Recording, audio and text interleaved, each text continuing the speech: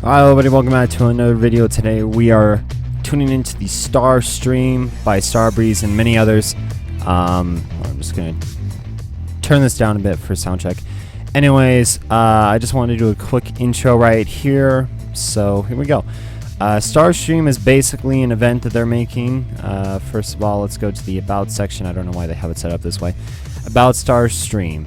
Come one, come all. Starbreeze invites you to an exclusive live stream event on twitch.tv, May 10th, streaming 9 a.m. PST, 12 p.m. EST, 6 p.m. CEST, featuring first looks and previews, in-depth interviews, and fun for the whole community on a number of Starbreeze projects, including Overkill's The Walking Dead, Payday 2, an introduction to the universe of System Shock 3, Psychonauts 2, Dead by Daylight, and a panel titled Veterans of the Industry, featuring Warren Spector, hopefully I got that right, Tim Schafer, and Bo Anderson. Players around the world can tune into the Starbreeze Twitch stream on May 10th, twitch.tv/Starbreeze to follow the event. Now, this isn't live. Well, the recording that I'm making right now isn't live, but for me right now it is. Just, this will be posted later, never mind. Anyways, the people that are involved are Starbreeze Studios, Overkill's just Overkill, 505 Games, Skybound, I can't name those people, so I'm sorry, Star VR, Smilegate, Lion Game Lion, Double Fine, Behavior, Soap Interactive, Predator, Other Side Entertainment, and Freeform Labs. Note, Starbreeze Studios takes no responsibility when it comes to timing. Delays if your internet connection gets screwed, if your mom barges in and makes you miss anything important, weird languages, profanity, blasphemy. If someone weird would to support Trump during the stream or other madness that may occur, we do not take responsibility for any developers or guests when it comes to opinions.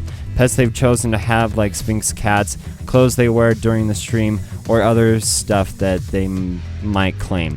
This is live, folks. Anything can happen. Lastly, we do not take responsibility for any memes that may occur during the stream. But if anyone creates a meme based on anything that happens during the stream, please send us 25% of all profits you make from that meme, that named meme. If you have any complaints about the stream, or if you'd like to add something, or feel you wanted to be different in any way, you are free to hold your own stream. Try it yourself. Also, we can't be held responsible for anything you might miss during the stream, like other news, a date, dinner time, time for personal hygiene, or other things that's obviously not as important as the stream. Now, we're going to go in the schedule here. We got 2 minutes left. Schedule, all times are estimates and may be subject to change. Current time is this, so it doesn't really matter. So right here, the first segment is going to be welcome to the stream. Then we're going to get right into Raid World War II. I'm pretty excited for that. Then some Overkill's The Walking Dead. Hopefully they actually show some more stuff for that. Dead by Daylight, Crossfire, Deliver Us the Moon, Atmosphere, Psychonauts 2, System Shock 3, Panel Veterans of the Industry, Payday, exclusive Payday announcement, Starbreeze Virtual Reality, and Face to Face with Mr. Anderson. Again, all times are estimate and may be subject to change. Wow. So also, for anybody, here, let's just go full screen then. Set this to the side, hopefully. I'm probably gonna have to be moving the mouse for a bit too because of other things. But anyways, just to give you a quick hint, if you're new to the channel or anything, I'm Captain Diamond. I make videos. I like a lot of the games that Overkill and other people in this game, or I guess the publisher is partnered with, also make. Like Lion Game Lion is making Raid World War II, so I'm pretty excited for that. Now, the games that I'm not really well known for, or not really, I don't really know, are Crossfire, Deliver Us the Moon, Atmosphere, Psychonauts 2, and System Shock 3. I do know what these two are, but the other three I don't know. So if I sound confused or if I don't talk for most of this part, it's just because I don't really know those types of subjects or what the game is. The point of this is just to record it for archive purposes, and also if anybody misses the stream and wants to watch it again, I don't know if they'll save this. They'll probably will, but just to be sure, and you know, to give my own opinions on what I feel about this whole thing. And yeah, this isn't scripted whatsoever. But yeah, hopefully you enjoy. Hopefully we'll have a good time watching this. Again, this is not live. This is a recording. If you're watching this in some other time, it's a recording. Right now, for me, it is live, though. All right, let's get into it. We'll set it to here. Oh, all right, here we go. Hello, everyone. Heisters, star holders, everyone out there interested in Starbreeze Studios. My name is Almir Listo. I will be your host for tonight. I am one of the developers at Starbreeze Studios. Really excited to have all of you here for Starstream, the premier event, Starbreeze event of the year. We've got a great lineup. I've got my cue cards ready. I'm really eager to get started. We've got a great show. A couple of things during the stream.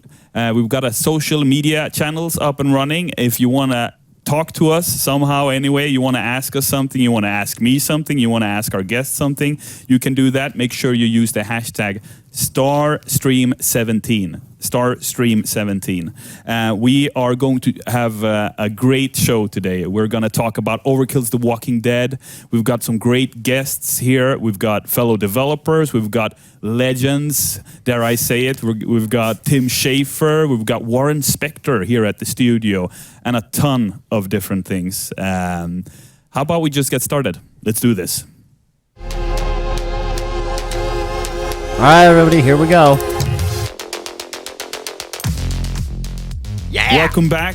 With me for the first segment of the show, one of my favorite upcoming projects called Raid World War II, co-op first-person shooter. Yes. And with me here next to me, really, Ilya Petrusic, creative director. There he is, Ilya, Welcome. man. Thank you. You're looking good. Thank you for being here. Thank you for flying up all the way from Zagreb in Croatia to be here with us. No problem. It was a good flight. Okay, good. I'm happy to hear that. So, we've known each other for a long time, right? Because you used to be a Starbreeze employee. Can you tell me a bit about your history as a game developer? Yeah, sure. I mean, I go way back, basically with especially Bo.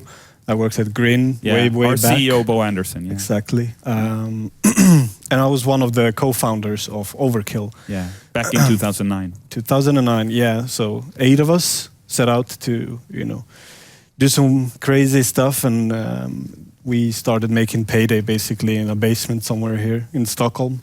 And then after Payday 1, when we started developing Payday 2, Starbreeze acquired Overkill. So it basically continued, and we worked under the Starbreeze flag. And then after Payday 2, me and my brother, who was also working here at the time, Nikta, we opened up Lion Game Lion, which is a developer down in Croatia. Yeah. And, since we had this close relationship with Starbreeze, we basically worked on some Payday content to start with. Yeah, because we were like, let's do something together, right? And we needed more muscles on Payday 2. So we asked you guys, how about you guys do a couple of heists, a character, and you guys chipped in on Dragan, the Croatian heister. Yeah, so and you did a couple of cool heists. Yeah, and also the contact, the butcher. The butcher, some Balkan flavor into Payday. Yeah. And then we did the casino heist, the Golden Grin. Yeah. That we showed at E3 that year, and as well as some features like the fire weapon stuff and driving. Yeah. And because you guys were a newly found studio, right? It was important for us as developers, and because Payday is, our IP, we wanted to test you guys really and see, what you got. And boy, you guys didn't disappoint at all, right? Those heists turned out great. The features that you guys pushed into Payday 2, like the driving mechanics and all that stuff. I had no idea they actually did driving mechanics. What happened was that we agreed on a publishing deal, right? Yeah. We pushed in $8 million into Raid and into Lion Game Lion because you guys had this crazy idea. Tell us about it. Yeah, already, somewhere during Payday 2, we've been talking a little about, a World War II setting game and the whole co-op, endless replayability and the amount of enemies, sort of, it just felt like it would fit into that setting. Yeah. So that kept brewing in our minds for quite a while. And I remember discussions going like, what if we could like do a Payday 2 in World War II? And we were like, yeah. Everyone got super excited. It's pretty easy to pitch, yeah. Yeah, it's a pretty easy pitch. It's The elevator pitch is basically, beautiful. hey guys, let's do Payday 2, Inglourious Bastards, Kelly's Heroes, and mash them together. But Yeah. I think for Payday heisters out there, right, who's interested in finding new co-op games, in what way do you guys differentiate Raid to Payday, right? Because it has to be a different game. Yeah, I think first of all, it's a little more, tongue in cheek. It's not your typical, war is hell sort of setting. We have these 4 characters that have basically been in jail for a long time, and now. Can you tell me more about the characters? Yeah, so it's 4 different characters that's from different nationalities. It's a Russian, it's a German, it's a British, and an American guy that sort of have been assembled by a secret entity. Like some kind of British intelligence, right? Basically, and they're basically here to turn the war into the favor of the Allies.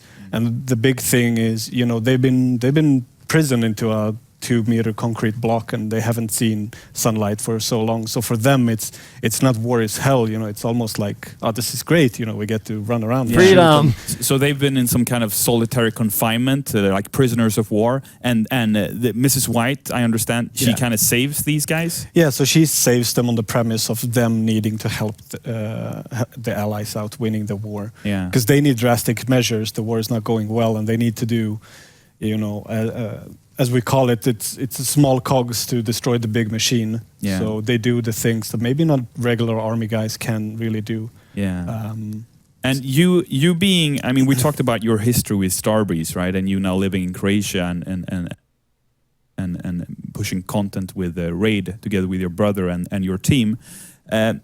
Still, for heisters out there who are interested in new games and Raid particularly, right? Because it has the DNA of Payday, right? Yeah. Because you not only did you co-found Overkill, but you were also the lead level designer on both Payday the Heist and Payday 2. Yeah. So to me, that sounds like you're bringing a ton of experience into Raid. Yeah.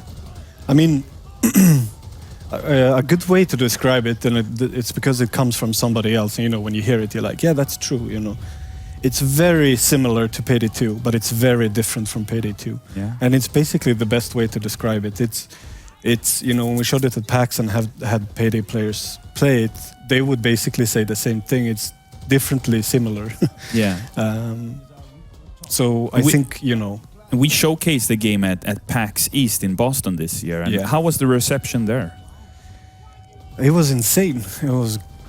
I don't know if I've ever been at a game show and shown something where, that the response was this positive. It was a lot of people coming over who've never played co-op games and being like, this is amazing, this is great, and finally a World War II shooter, and finally a World War II shooter where it's not your typical, the heavy and dark, and this is a little more humor. There's some dark humor in it, and these guys are like Quentin Tarantino kind of like humor. Putting these 4 different characters into the same group into this scenario just braids for fun. And I know it's built on the same technology that Payday 2 is built on, right? Yeah. So with the Payday community, right? They have a lot to say about the diesel engine and so forth, right? But why did you guys decide on using diesel to make this game? We started out, making the DLC stuff for Payday, and it just felt like, we know the tech. I knew the tech, and the because you've been working with diesel for the past 10 diesel years, is right? My life. Yeah, for 10, 11 years almost. Yeah. And it just felt right, and it's good for that kind of game.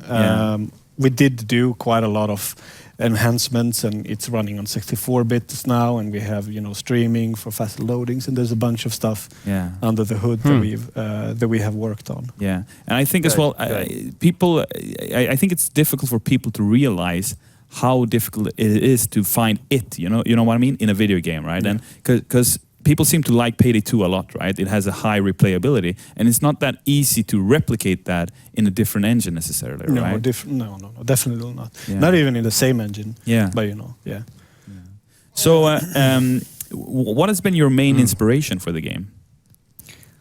Obviously, Payday. I mean, in terms of gaming and how the game works on a have fun level. Like the goal is to put 4 friends together on Skype or TeamSpeak or whatever you might use, and just have fun, you know. Yeah.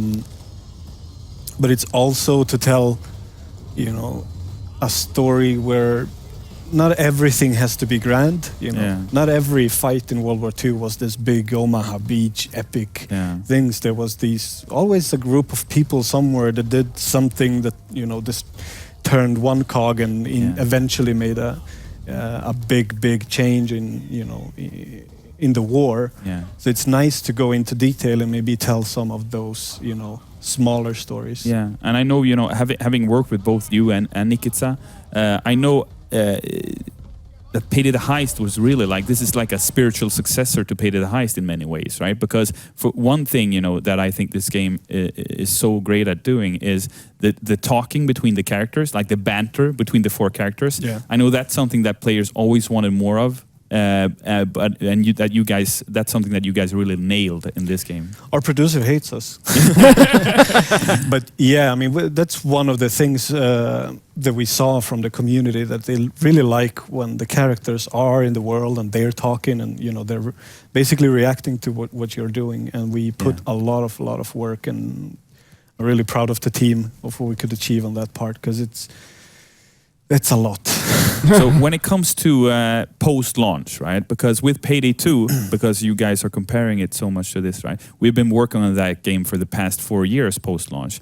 What's the plan with Raid World War 2? What can players expect from this title post-launch? More content, I think, especially when it comes to maps and stuff. I mean, we just want players to have a lot of content to play in, you know. So more maps, more of what we call operations is something that we have, where you play a longer arcing story across multiple maps. Ooh. Maybe different chapters of the war, maybe some Africa, some, you know, Italy and France eventually. And just more stuff, I think. A lot of the stuff in the game that we have has been designed to be able to grow in different directions. So I want to listen to the community and see, you know, where they want to take it also, because in the end, these are the guys playing it. So you know, and I mean, you would know, having worked at and founding Overkill as well. So from what I understand, you have something special to show us from the development of the game. That's right. Yeah. We had a really special guest coming in doing some live action for us. I think we have a video of it. Can we show that? Yeah. Yeah. Let's do it. Video, please, video. Ah, hello, now. Yes! I'm Control, so listen carefully, please. The situation is this. Hitler is winning. So, we need drastic measures. And you are those measures. You're the best, most capable killers we can find. Your skills are second to none, you're survivors, and you get the job done. And the job that we need doing is winning this war. Churchill has given us a mission: attack the Reich any way we can. In short, set Europe ablaze, as it were. Our target, Hitler. That short-ass crowd, his nasty Nazi friends and everything they stand for. We will be merciless. No rules. This isn't a gentleman's war. Blast their trains, blow their bridges, burn the enemy alive. Now, having read your files, I don't expect fellows like you to do this purely out of sense of duty. So if a little Nazi gold happens to go missing, no questions will be asked. History won't remember you, but your deeds will define it. Good luck. Awesome. All right. So wait a minute, Ilya. So you're telling me that John Cleese is going to give me missions when I play Raid? Z. John Cleese, yes. Yes. Wow. I mean, how was that? That was great. It's basically worked with a childhood hero. I mean, for a lot of us at the studio, you know, a dream come true. The footage you saw is basically not finished yet. It's a lot of it's still work in progress. Because the game is still in development, right? Yeah, but we couldn't wait, to show people that we have John Cleese on board. Yeah, and I know, being a game developer comes with some perks, right? So I know you had an opportunity to partake in the live action as well. This is true, yeah. Yeah. I got to be touched by Mr. John Cleese. So in order not to create weird images in people's minds, let's have a look at that footage. Hello. Allow me to introduce General Reinig, one of Hitler's finest. Now, as you can see, he's dead. Definitely dead. Yes. Never mind.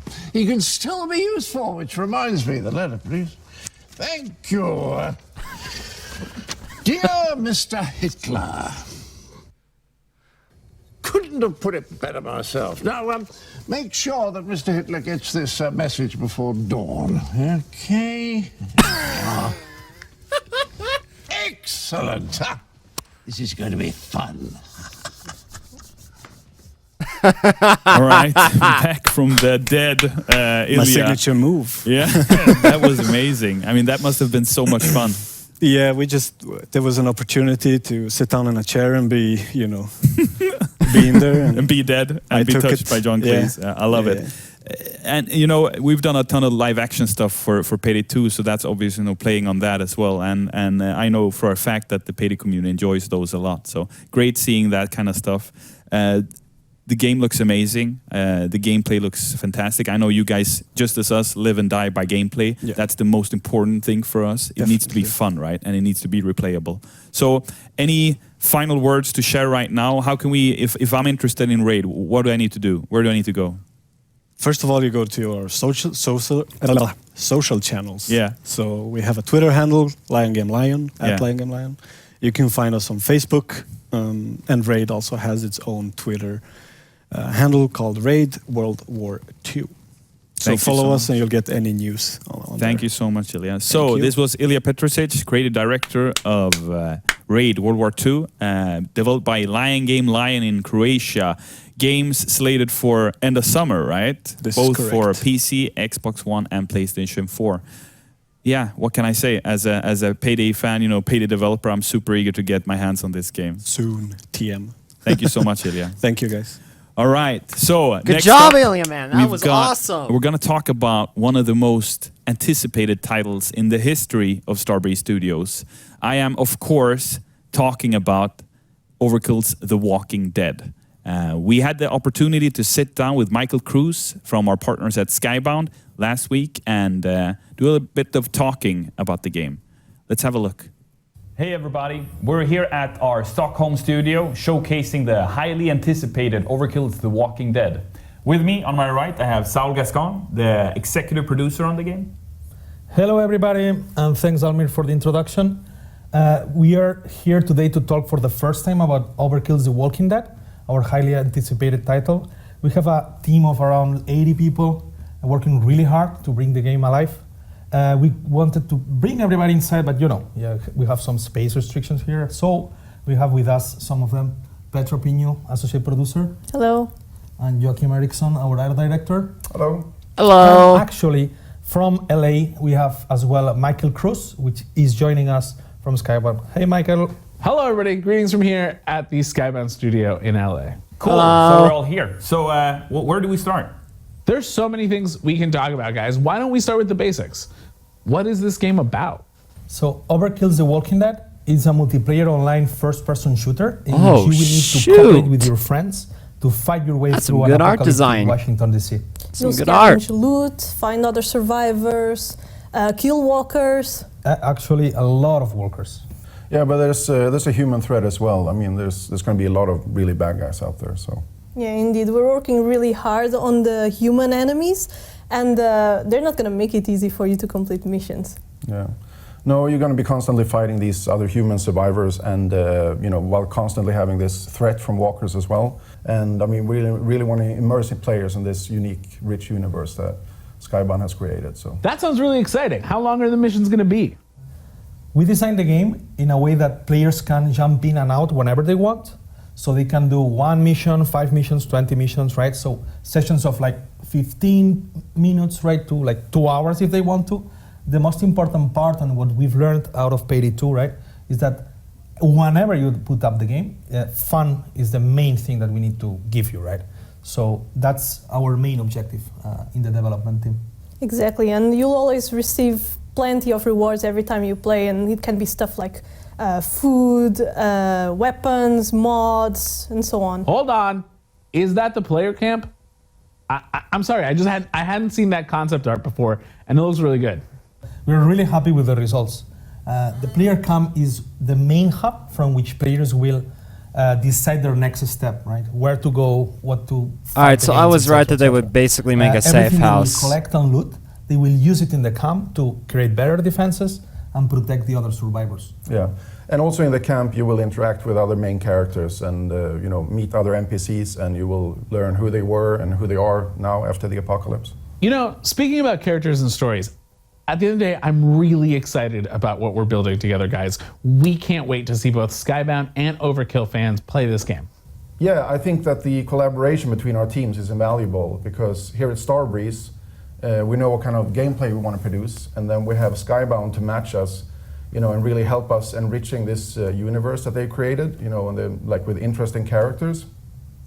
And our main characters, the playable ones, are all going to have their own background stories. They're going to have their own like motivations, their own fears, and all that.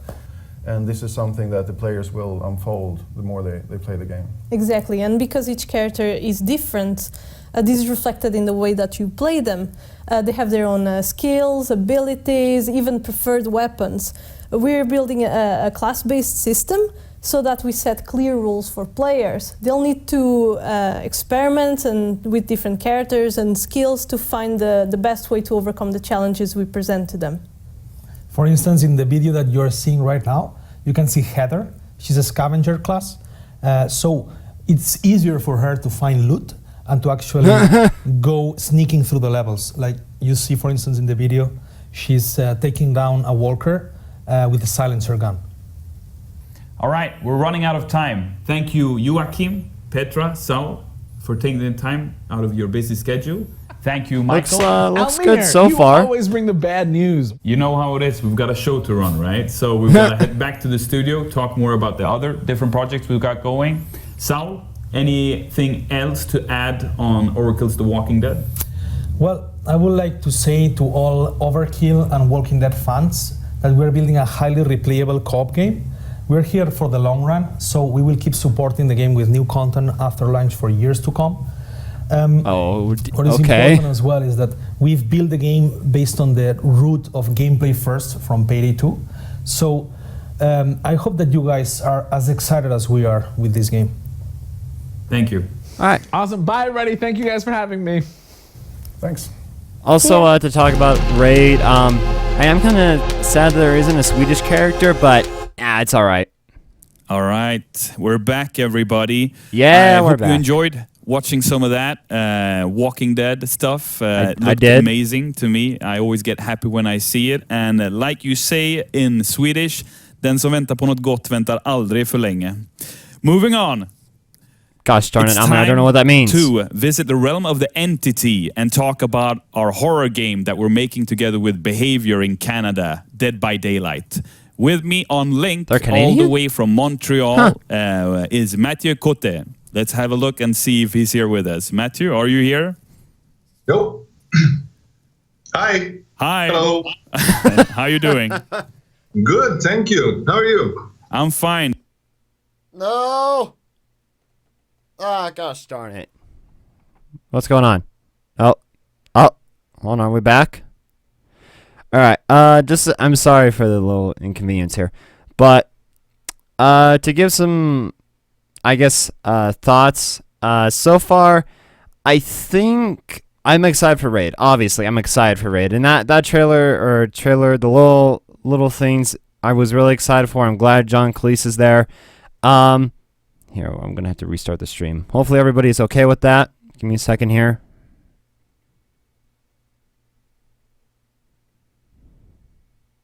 Alright. Hopefully it wasn't... Oh. Oh, an How advertisement. you like the ribs? Good. Not sponsored by these people. Don't look. Don't look. All right. So, yeah.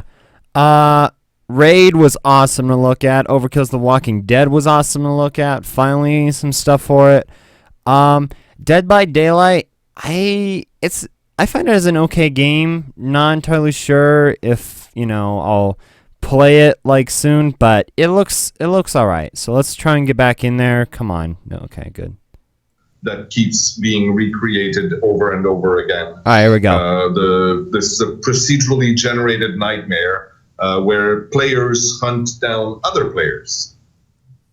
That's so cool. And I remember when we initially talked about this game project, right? Because Starbreeze are the publisher for this game. What really struck me personally when I met you and your team was the dedication that you guys have, because Behavior Interactive is a huge studio, aren't you? You're one of the biggest teams in Canada.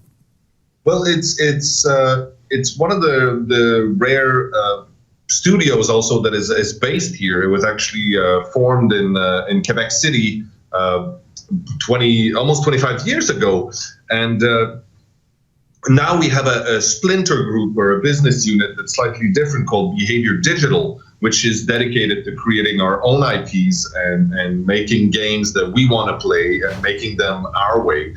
Obviously, the place here is full of passionate people. As a general rule, I think the industry of video games is a place where you rarely end up unless you're a fan anyway. Yeah. And the studio has now become a place where we can take charge. We at Behavior as a global place, we've been making games for other people for a lot, many years. Like I said, almost 25 now. Yeah. And Dang. We were so happy to be able to work with you guys on Dead by Daylight, and I think we just got to see some footage of your most recently announced content feature. Can you tell me a bit about that? The latest killer? Yes. So that was a big thing for us. We're so excited. I think it is the creepiest thing we've done so far, so I'm kind of happy with that. The new chapter called The Spark of Madness, which is coming out tomorrow, but we started teasing people a little bit, showing a few things. Right now, there's a preview that's happening on Twitch. A bunch of streamers have got advanced copies of it so that they can actually play it and show people and start learning how this will affect the metagame. Yeah. And so the chapter contains a new killer, obviously, the Doctor, who's all about creating mental anguish and making people weaker and torturing and experimenting. The new survivor is called Fong Min. She's a Chinese esports athlete, and she is Esports. probably she's one of the most loner characters that we've created. She's in it to win, and she's by far the most competitive, personality-wise, of the survivors that we've made. And the new map, which is also a huge deal for us. So the maps, as usual, for the chapters are free for everyone because we don't want to enter the community. Good. And the new map, for the very first time, is a fully interior map that is still using our procedural system. So it's all like corridors and rooms that will be forever changing. It's very confusing. It's a good place to get lost and then murdered. It's called the Larry's Memorial Institute. I love it. Doesn't look like a good esports It definitely sounds like player. a proper horror game. So tell me, like you were saying, Dead by Daylight was released last summer. To a great reception, really, and especially because the game is such a unique game in the sense that it's an asymmetrical multiplayer horror game where the killer plays in first person and the survivors play in third person. During this year, the past almost 12 months, working on the post-launch content, how has that been with the community? Because I know how it is, right? It's not always easy. There's ups, there's downs. How has that been for you guys? Well, pretty much the same. I mean, as a rule, we have had a very exciting, positive response from the community, and even the more tense moments, even when people are upset, even when there are bugs or issues that we have that we're trying to fix that are not fixed yet. Anytime we've made a decision that we then change because people didn't like it, these moments, we have to remember that the intensity of the response is only driven by passion. People only scream at us because they care in the end. It's a game that they've learned to love and care about, and when there's something in it that's unhappy or that doesn't meet their expectations, they get very vocal and they get very passionate. Is that an ability or a bug? I know. It's tough because sometimes, we care as much. It's our baby. We want it to be perfect and we want everybody to love it. But it makes us, go back to the drawing board and try something else and push a little harder. So I know last we spoke, we talked a bit about the challenges you guys face having such a special kind of multiplayer game. How is the network stuff going? What kind of challenges is the team facing when it comes to that? Yeah, so we didn't really know what we were getting into at the beginning. Obviously, we made some decisions at the beginning of the project that we have to live with now, but most of them work well.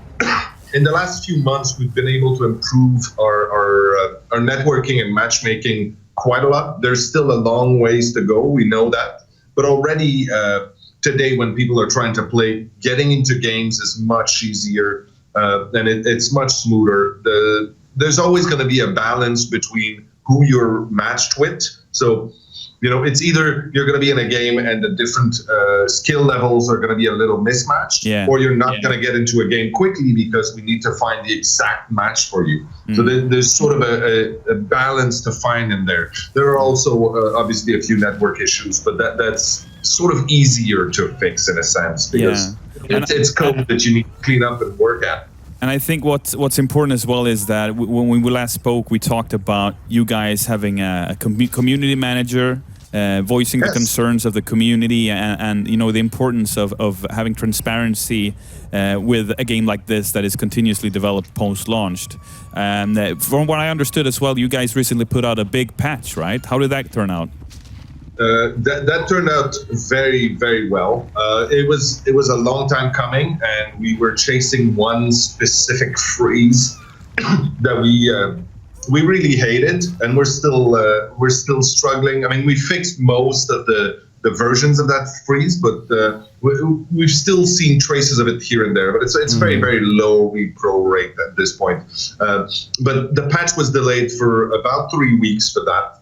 And we still believe it was the right thing to do because when it came out, it was mostly just a huge release for everybody and many improvements to the game, a lot of bug fixes, and a few new mechanics that we thought would make the game better for people. And I'm talking here about the Bloodlust, which is a generic improvement in the way killers can fare in chases against survivors. And we've seen a lot of passion on both sides of this. Some people hate it, some people love it, but it changed a little bit the way the game is played.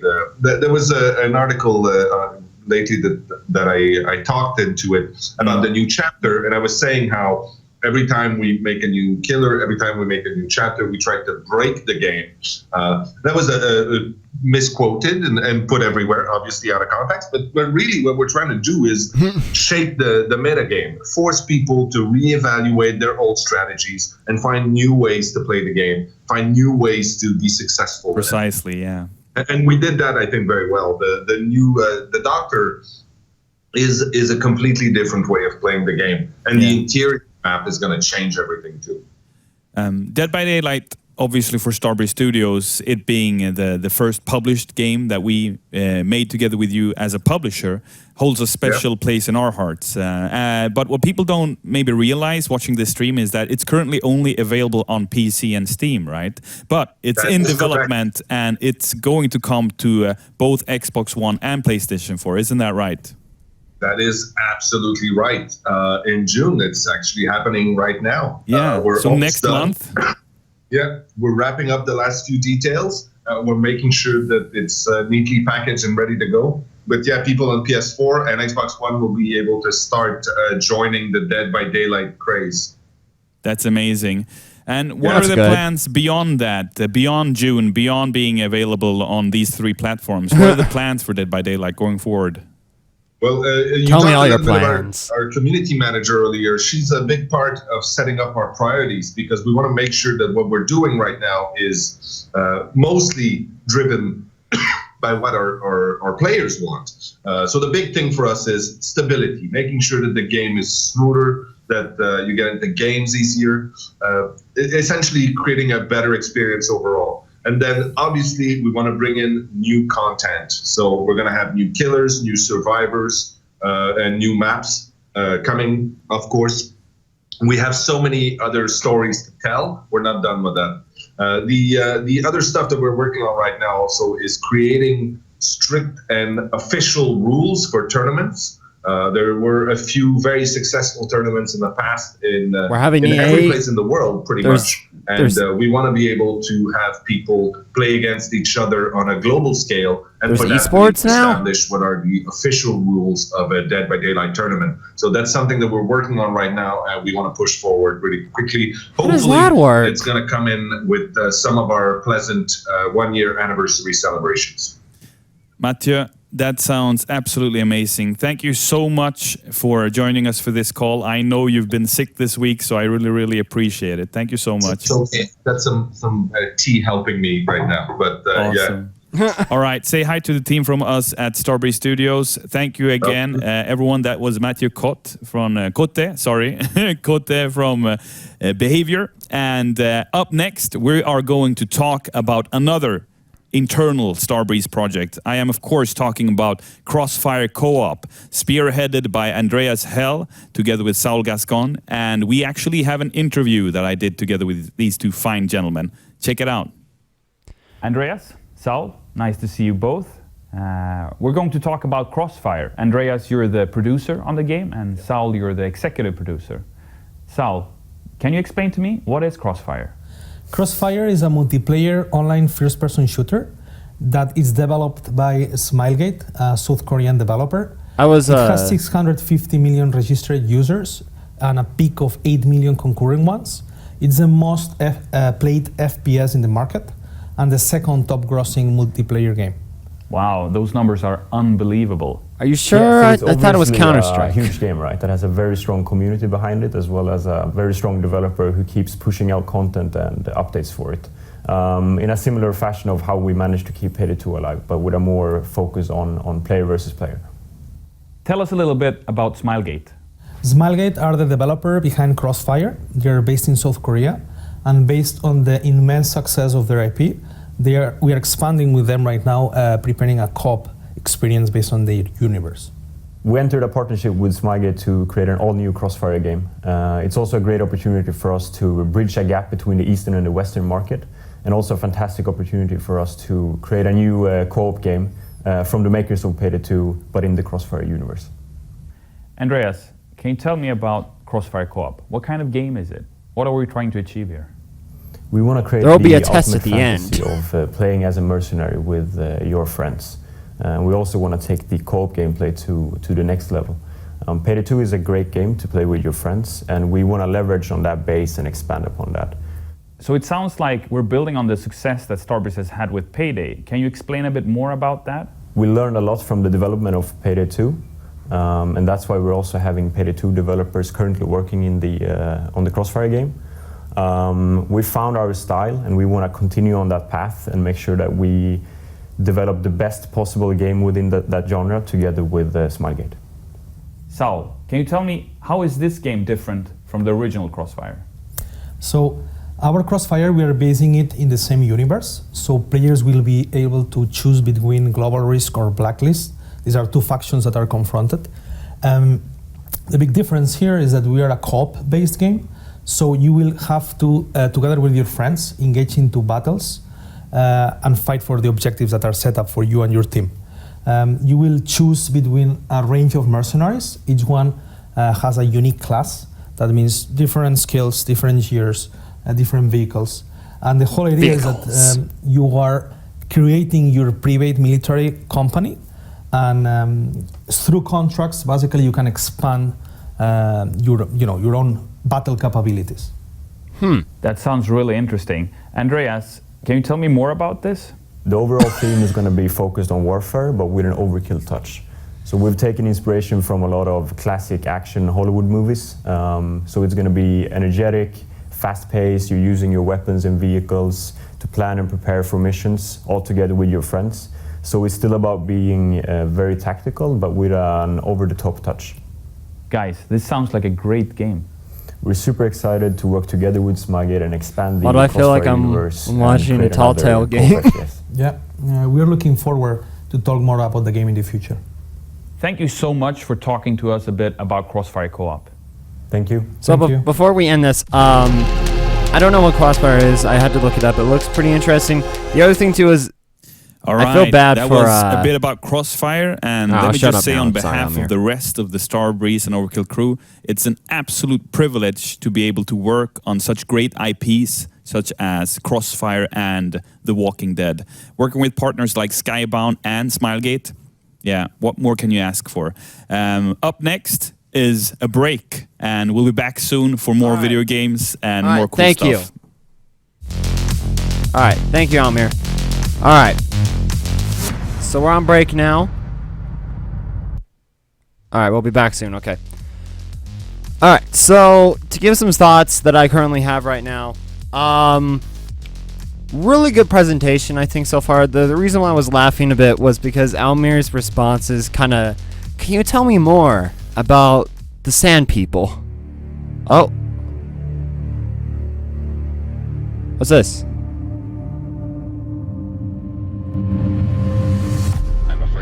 Has happened. Operation Global Remedy has failed, and we are looking at a vast depletion of the Earth's resources. Should we engage on our final backup plan? This astronaut is the only chance humanity has left for survival. No, the only astronaut. This is a do or die mission. Once we launch, there's no turning back. We have no choice. All mankind depends on it. Deliver us the moon. Deliver us. Please. Please. Just deliver it. Come on. Oh, gravity. The moon. Alright. Alright.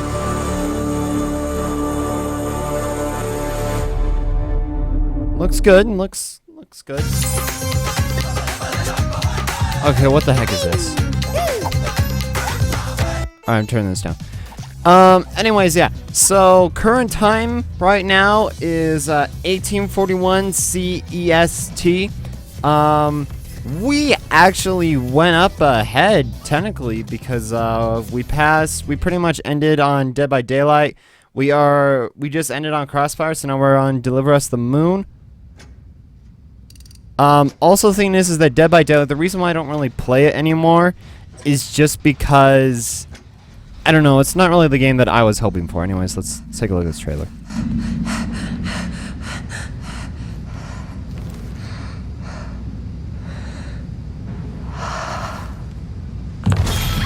Hello!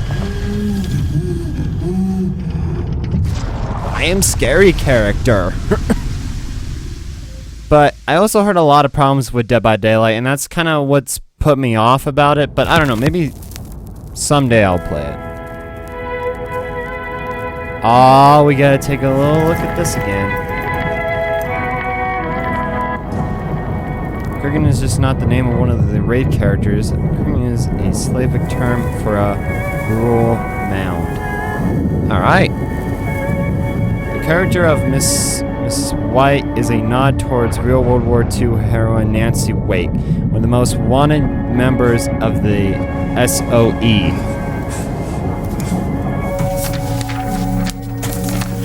Live action scenes were filmed at, I cannot say that, a film studio, much of which was built by the Nazis. The irony. Break it down. I am kind of sad that there isn't a Swedish character for this, but it's okay. I'll figure it out. I mean, I think I'm somewhat German anyway, so I think I'll be fine. Actually, hold on. I guess that's Soviet guy, so I'll be playing as the Russian. So the thing that I'm not actually. Oh, great. Oh, well. Doesn't really matter anyways. I don't know. What I'm hoping for, because they said they have more maps, they're planning on more maps, more operations, which I'm really excited for. The other thing too is I like more characters, more operators, kinda, you know, like more people to play as, maybe a bit more different skills, maybe more weapons. That would be very cool. I am kind of worried about the player models, how they were holding the gun, like the little one from the, what was it, the Gauge Historical Pack one? I totally forgot what it was called, but, oh, the broomstick, right, that gun. The model for it kind of looked a bit odd, but, Alright, well, we're actually going to head back in about 30 seconds, so let's tone down a bit, but yeah, so far everything looks good so far. Really excited for Raid, as always. Overcooked The Walking Dead, finally some concept art was really good, was really hoping for, and I got somewhat. Never played Crossfire, so that was cool to look at. I did play the Dead by Daylight alpha a while back, so, and yeah, now we're moving on to Deliver Us the Moon. Here we go. Oh, it was already full audio. You might have not heard me.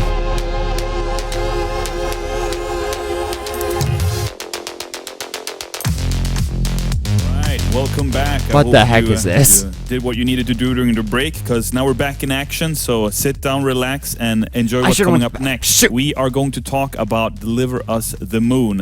But before that, let me just tell you a bit about Starbreeze Publishing ambitions. So Starbreeze is a publisher, because we're usually just a game developer, right? And we're trying our best at that too.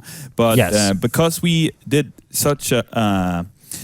so well with Payday 2 and with the subsequent DLC strategy of that, we managed to get ourselves in a situation where we were able to support other independent game developers. Not only the big guys, but also the smaller guys.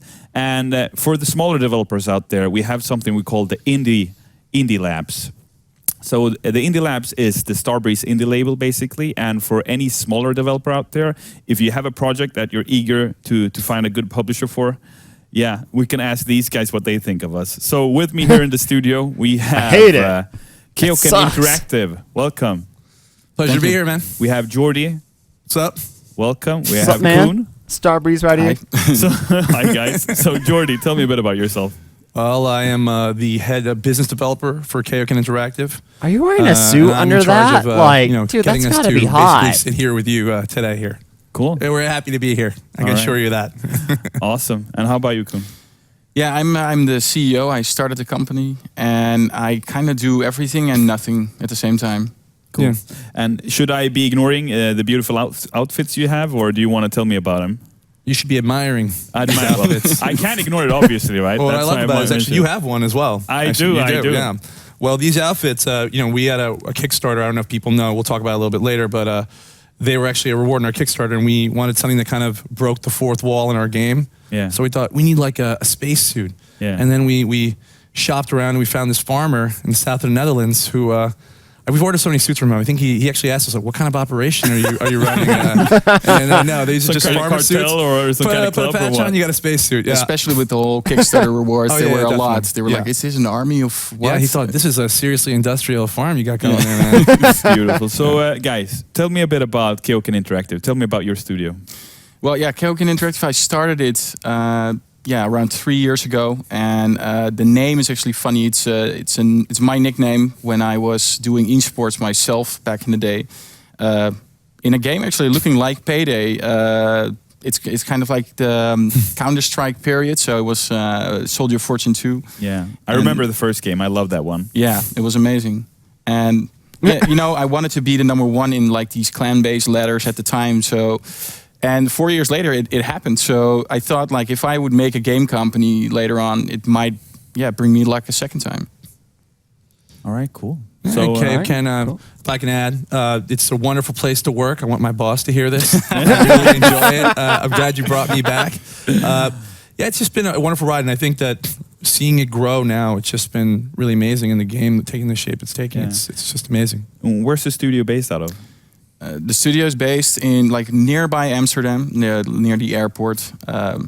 Started off as like small, like, you know, actually at the real kitchen table. So together with my brother and a good friend of me, we've been, going through this adventure, and now it's like it rose from 5 people to 10, and now we're almost 20. So I remember when I joined up, literally sat in a room with these guys. They showed me a picture of this game, and I just thought, like, there is some potential here. I'm in. And they were happy to have me, and that's when I think we were at, what, 5 at that point? Yeah, kind of. So yeah, it's getting there. Awesome. Yeah, definitely. Nice. Tell me a bit about the game, Deliver Us the Moon. Yeah, so we saw the trailer just before, right, and during the break. It looks that's amazing. Cool. Thank you. We're pretty proud of that trailer. You know, Paul Koon's brother actually made the trailer himself, and he does like big Hollywood movie trailers. So we're lucky to have that little piece of nasty. Yeah.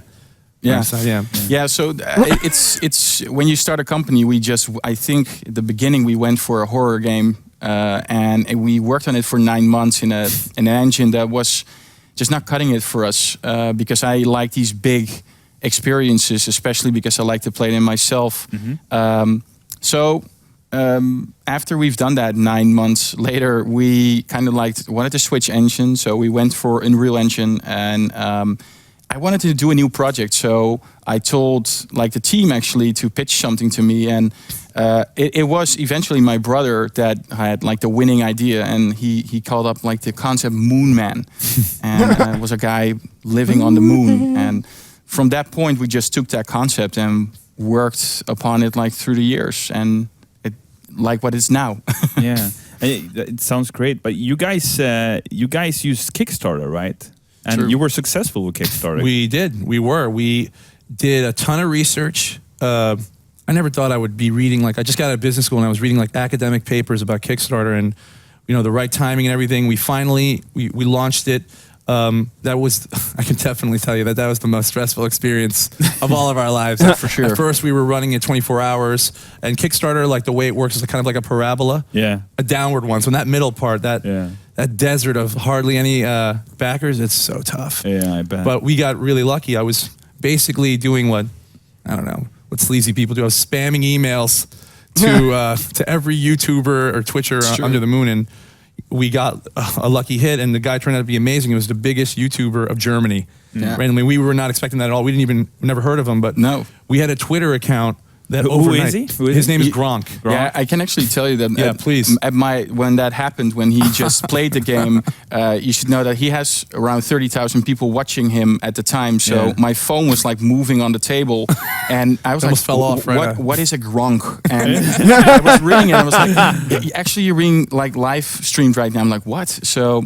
He even did a special stream called "Deliver Us the Money." Yeah. So, oh my god! And actually, we owe a lot to this guy. Yeah, we owe a lot to him, and it was. He said it was something like, was it Twitter? Was before that was like 600 followers. Yeah, we had like 200 followers. And 200. And in an hour, it went up to 13,000. So he Wow. thought it was funny to just drop so many people on our account. So his community ever since, and also himself, have been great. So we're currently seeing some in-game footage from the game. Can you tell us a bit about the game for those who don't know what it is? True. Sure. Yep. Yeah. So Deliver Us the Moon is set in a world in desperate times. You know, the resources are almost depleted, and humanity is looking for hope. And there's a secret mission launched by the WSA here. Yeah. Our fictitious United Nations Astronaut Association here. And we launch a lone astronaut to the moon to save humanity. And you have to explore the abandoned bases that are on the moon, find out what happened there, why everyone left, and if there's any hope for humanity. You kind of traverse history there, and at a time that it might actually be, in 50 years right now. So we kind of want to give players an idea what it could be if you actually run out of a lot of resources on Earth. You might have to go to the moon. Yeah, it's obvious. So at one point in time, we met, right?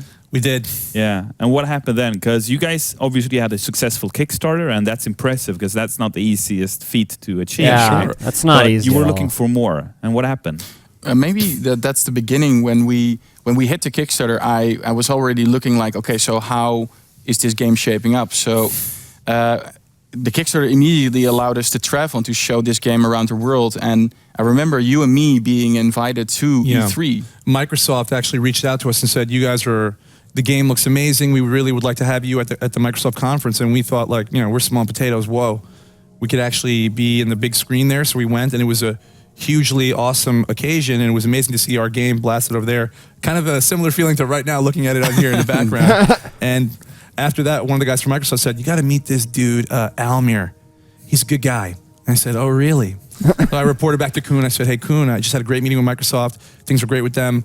They said that there's a really good publisher, Starbreeze. I actually hadn't even heard of you guys, if I'm honest. And he said, you got to talk to them. And Koen just said, you go now. You find him now. And I was like, now? And he's like, you go. So I actually felt a lot of pressure. And I remember I walked up to you. Yeah. And honestly, it was pretty much love at first sight. You can admit it. Yeah.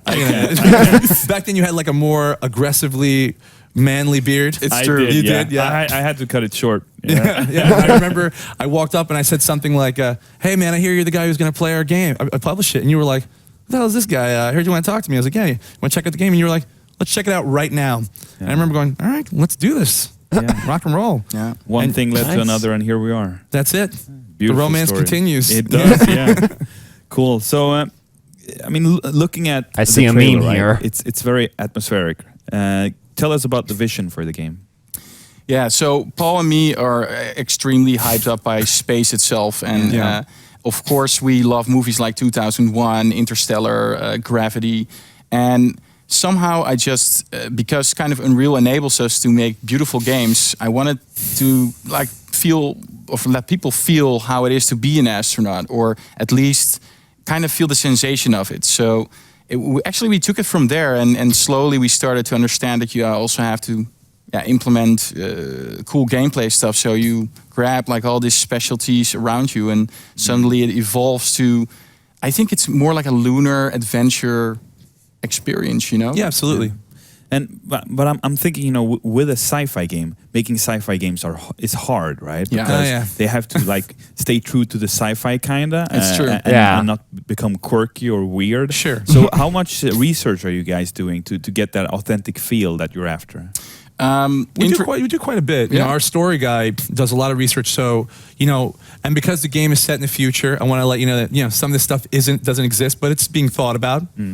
We are still a video game, but I would say that most of the things in the game, for example, the places you're going to visit are actual, like inspired by real moon places, like spots on the moon.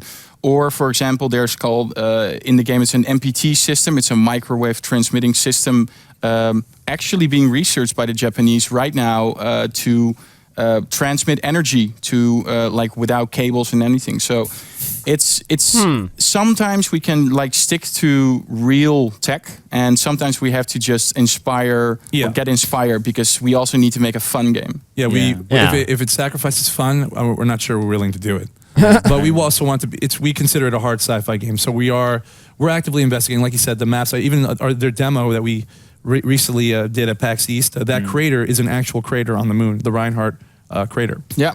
How was the reception at PAX East when you guys showed the game there in Boston? It was amazing. It was amazing. Yeah.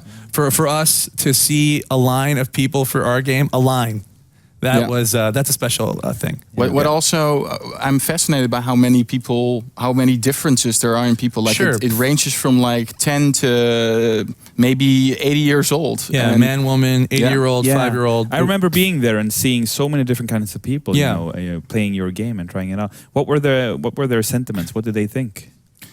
I think most of them are kind of. Sometimes I always think that when they done like the demo, they kind of stand up like as if they were in a trance or something. Yeah, a little bit, right? Like they were kind of like, "Whoa, okay, I'm back." I'm back. What kind of game are you guys making? Which is exactly what I want to take you to space. So, so what the spacesuits you touched are on for. it briefly before, but with Starbreeze now on board, how has the scope of the game changed? Right, because obviously you had one idea, one ambition when you guys set out getting that successful Kickstarter, but then we met and the cool thing about that, I think, talking about, our personal meeting, is that it doesn't have to be hard to find a good publisher, right? Oh, man. And for us as a publisher, it doesn't have to be hard to find a good developer to work with. So tell us, how has the scope changed based on all that?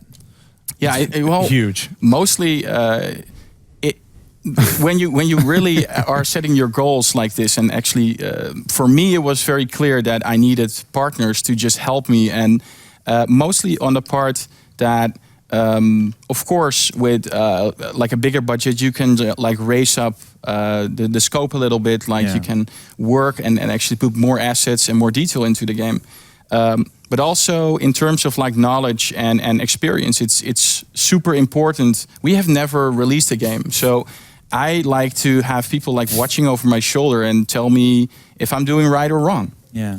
And in what way have you, are you like on a day-to-day basis experiencing working with Starbreeze? Oh man, I think I can take this. Sure. For us, we were talking to a number of people about possibly publishing us, and one of the biggest reasons we went with you guys is because the cultural fit is incredible. I mean, actually, we were talking to Bo outside. What did he call it? Disciplined fun.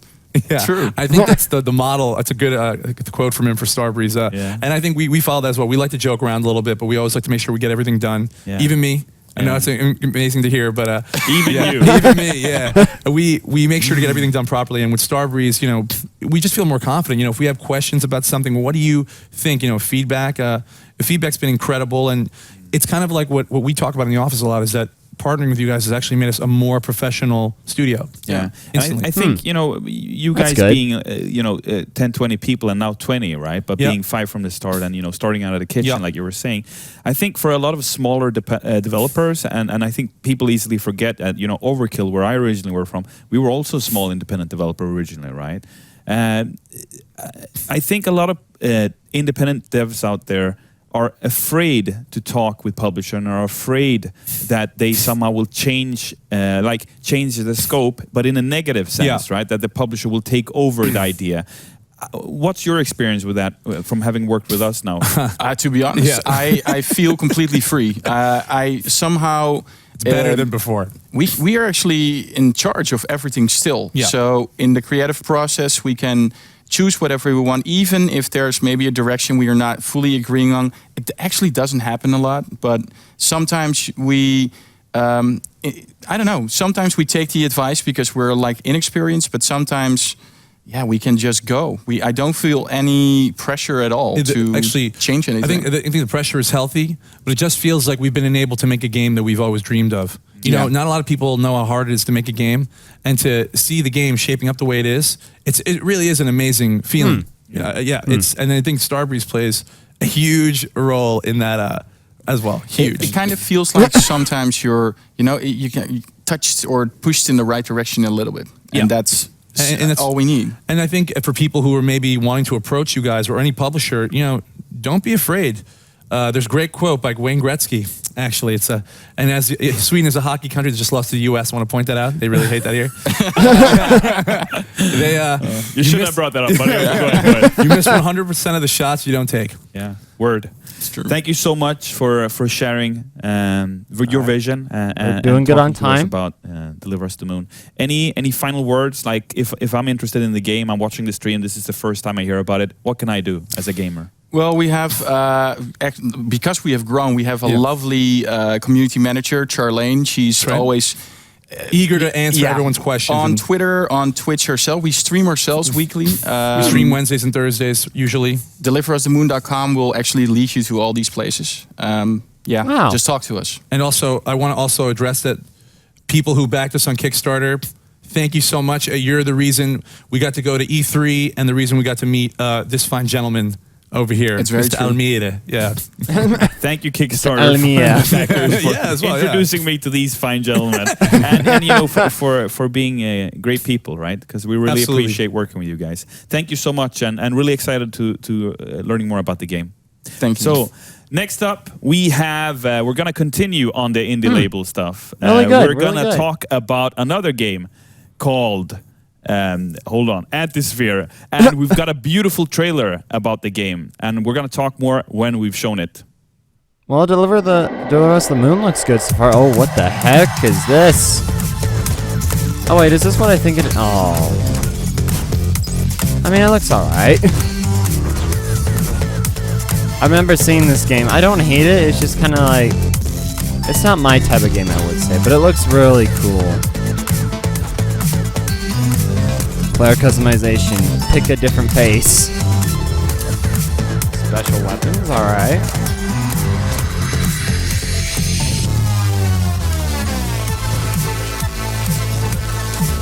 What? Snipe? Really?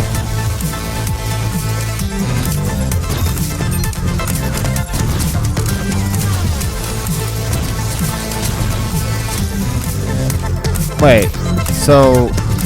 What?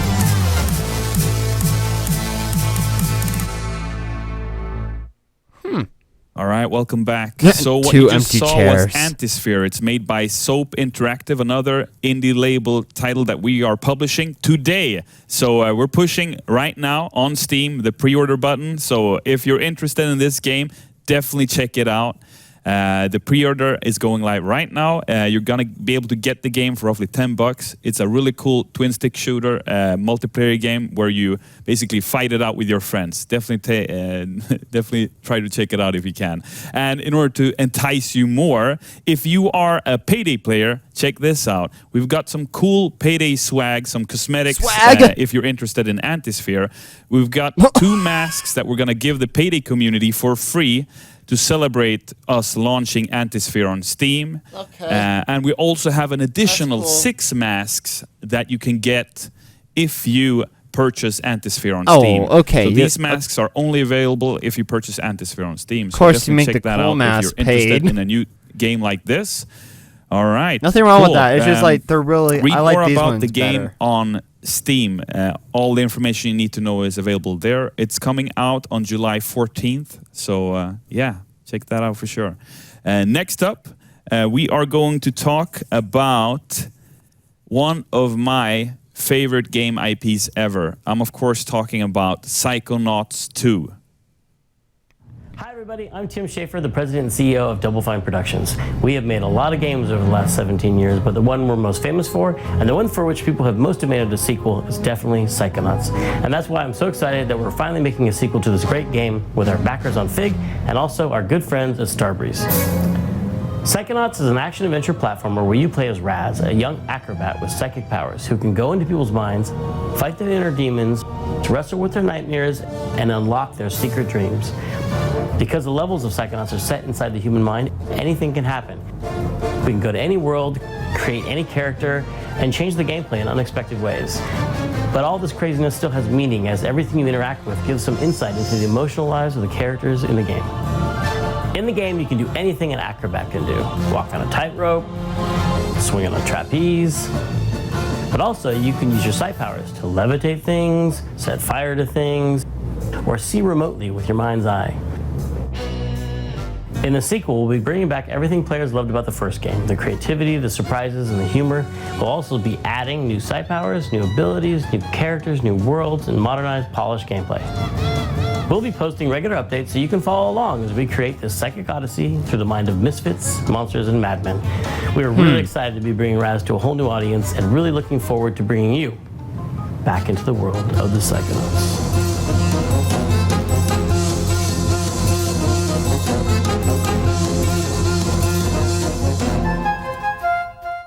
All right. All right, welcome back, everybody. I'm gonna go take a quick break. Meanwhile, I have my colleague Bengt Lemne here, who's gonna have a great chat with none other than Mr. Spectre himself. All right, thank you so much, Elmer. I think it's a well-deserved break. You've done a great job so far, and welcome, Mr. Spectre. Mr. Spectre. When did I become Mr. Spectre? Right now. Okay. Right here. All right. Of course, famed creator of franchises like Deus Ex and Thief and System Shock. But I'm going to say you were one of the creators. It's a teamwork, right? Exactly. It's all about the team. People sometimes think I make these games all by myself. And I just put my head down on my desk and wait for blood and ideas to pour from my forehead. And it just doesn't work that way. You got to be surrounded by a great team. Oh no! Now you sort of destroyed my whole vision of it going down. That's terrible. But I'd like to start out with the return to System Shock, because this is such a sort of fundamental game for where the industry is today. But it's been lost for the ages. And how did it come to be that you're back working at System Shock, and what attracted you to go back there? Well, what attracted me to go back to System Shock was the richness of the world. Back in 1994, we released a game that had amazing characters. It had a really rich, deep story. It had a setting that I think and thought at the time was really compelling. A world that was believable. I mean, one of the things I love about System Shock is that it's a believable world, not just a random collection of corridors where you shoot things. So the richness of the world certainly not like Payday. And there are some unanswered questions in the fiction that I thought would be fun to come back to as well. So there was all that. And then Paul Neurath, my partner at Other Side Entertainment, who right now is working on Underworld Ascendant, a rebirth of that classic franchise, he came to me and just as a friend said, hey, you know what? I got the rights to make new System Shock games. And he was just telling me as a friend, but half jokingly I said, you know what? I should make that for you. Oh, gosh darn it. Not midway. Come on. I was about to say, I could watch this guy talk for hours and be great. All right, here, let's reload the stream. Boy. Hopefully nothing messes up. Actually, what I do need to do is move on the side there. No, gosh darn it. Okay, hold on. It's not even taking up that much memory. Fiction standpoint. All right. How you like to read? No. Ooh. Good. Shut up. All right. But yeah, we are actually running great on time right now. We're running ahead actually. Though the Deliver Us the Moon was kind of taking up most of the extra time that we had, but we got more. We didn't really have any interviews with Antisphere, or we just had like a little thing with Psychonauts. But now we're moving on to System Shock with this guy. I'm sorry for the inconvenience of the internet, I guess. Oh, here we go. All right, sorry. Seemed to have been destroyed at the end of the first game, but maybe not so much. Citadel will be coming back. So from a fiction standpoint, I think existing fans of the game, and there are still plenty, which freaks me out. I mean, after 23 years, the idea that people still care is pretty amazing, and another reason to come back to the game. But I think it'll be fun for those players to see what happened to those old characters and Citadel Station and Shodan. But for new players, people who've never even heard of System Shock, I think it'll just be a great story. So fiction, we got that covered. From a gameplay standpoint, I think there's a lot to do too. System Shock was one of the very first games that was built on top of a simulation, physics and a rule set that players could sort of interact with. It was, at the time, a very deep simulation, but now not so much. So I think we can take what we learned in the last 23 years and really take System Shock to a whole new level. It is funny because it's like one of those games that has spawned the most spiritual successors, if you will, games that have been inspired by it in some way. And we talked about what sort of defines success in this industry, and of course, the immediate thought goes to sales, but that is also some sort of measure of success, right? How much you influence other games. Absolutely. There are all sorts of ways to measure success. Some people measure it by sales and revenue, which is related to sales, obviously. Yeah. Some people, define it differently. One of the measures of success that I find most appealing is influence. I mean, maybe it's, I'm an egomaniac, I don't know. But I just really enjoy the idea that I've had the privilege of working with teams in the creation of games that have kind of stood the test of time, and that other developers look at and say, hey, I should do something more like that. And so clearly over the years, we've seen plenty of games, BioShock. If you ask Ken Levine, he'll he'll tell you that System Shock was an inspiration to him when he actually was the lead on System Shock 2, and certainly BioShock shows some resemblance to the original System Shock games. Prey just came out. You can certainly see the influence there. I think those guys would admit it if you ask them. So there have been plenty of games influenced by System Shock. The interesting thing is, a lot of people ask me, so do you take ideas from those games that influenced that were influenced by System Shock? So. Well, here you go. Okay, so the answer may be strange, but it's not really. I mean, my team and I, we've all played many, if not all, of the games that showed the System Shock influence. But for me, when I look at something, another game, I usually say, hey, they did this thing. Let's make sure we don't do that. They already did it. So let's try something different. Let's do something no one's ever seen before. So that's what we can expect from System Shock 3 then, something you've never seen before. Well, without going into detail, there's at least one thing that is pretty crazy, pretty insane. I have no idea if it's going to work, but no one's ever seen or done it before. I'll say that. All right. So obviously at this stage in development, normally you wouldn't be talking to me. Normally there would be like a lot of people telling you not to say anything about the game at all. But what does it offer you to sort of get out there with the game early and start sort of communicating with fans and letting people know that this is what you're thinking about? You're trying to come up with System Shock 3. Well, as a gamer myself, and before I became a developer, for sure, but even as a developer, I want to go behind the scenes. I want to know what's going on. And so the opportunity to talk to fans directly, which used to be very hard. I mean, when I started, it was not easy to reach your fans. And there were lots of barriers, usually publishers, but we won't talk about that. But now there are very few barriers. So you can go right to your fans, right to players, and engage with them early, which is really exciting. You can find out what they like, what they don't like, what they think, what they feel, what they want to see in the game. And you can respond directly to that sort of input, which is awesome. Sure is. But what does that leave you sort of in? Because this is also the sort of game where you don't want to talk about everything, and maybe you don't want it to be sort of the direction of it to be steered by committee or by a bunch of people or like the majority will, because it sort of needs to be as well sort of a singular vision as well. Oh, for sure. Don't get me wrong. I'm not a believer in design by committee. I'm a big believer in collaboration with my team because they're going to come up with great ideas, usually better than mine.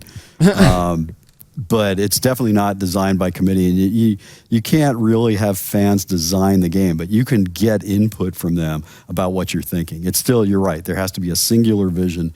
I don't want to get too geeky here as a developer, but my role as I see it is to design the creative box, and that's the sort of creative world in which the game lives, and the team fills it in, okay? But you can fill it in and take ideas from the outside. You can take ideas. I'll tell you, I'll give you a perfect example. I've got my box. I kind of know what the game is going to be at the high level. But I had a meeting with the guys at Starbreeze this week, and we were just brainstorming about a bunch of stuff. I got 8 pages of notes. 8 pages. That's really going to influence the game. It's not that I'm compromising my vision or my team's vision. This guy is amazing. But you can get great input from the folks at Starbreeze and from gamers as well. But some of those ideas maybe didn't make it onto those 8 pages then. No, every idea I got from Starbreeze is in the game now. No, every single last one of them. Of course not. So in terms of the team you're building, what can you tell us of that? Sort of where are you at in development?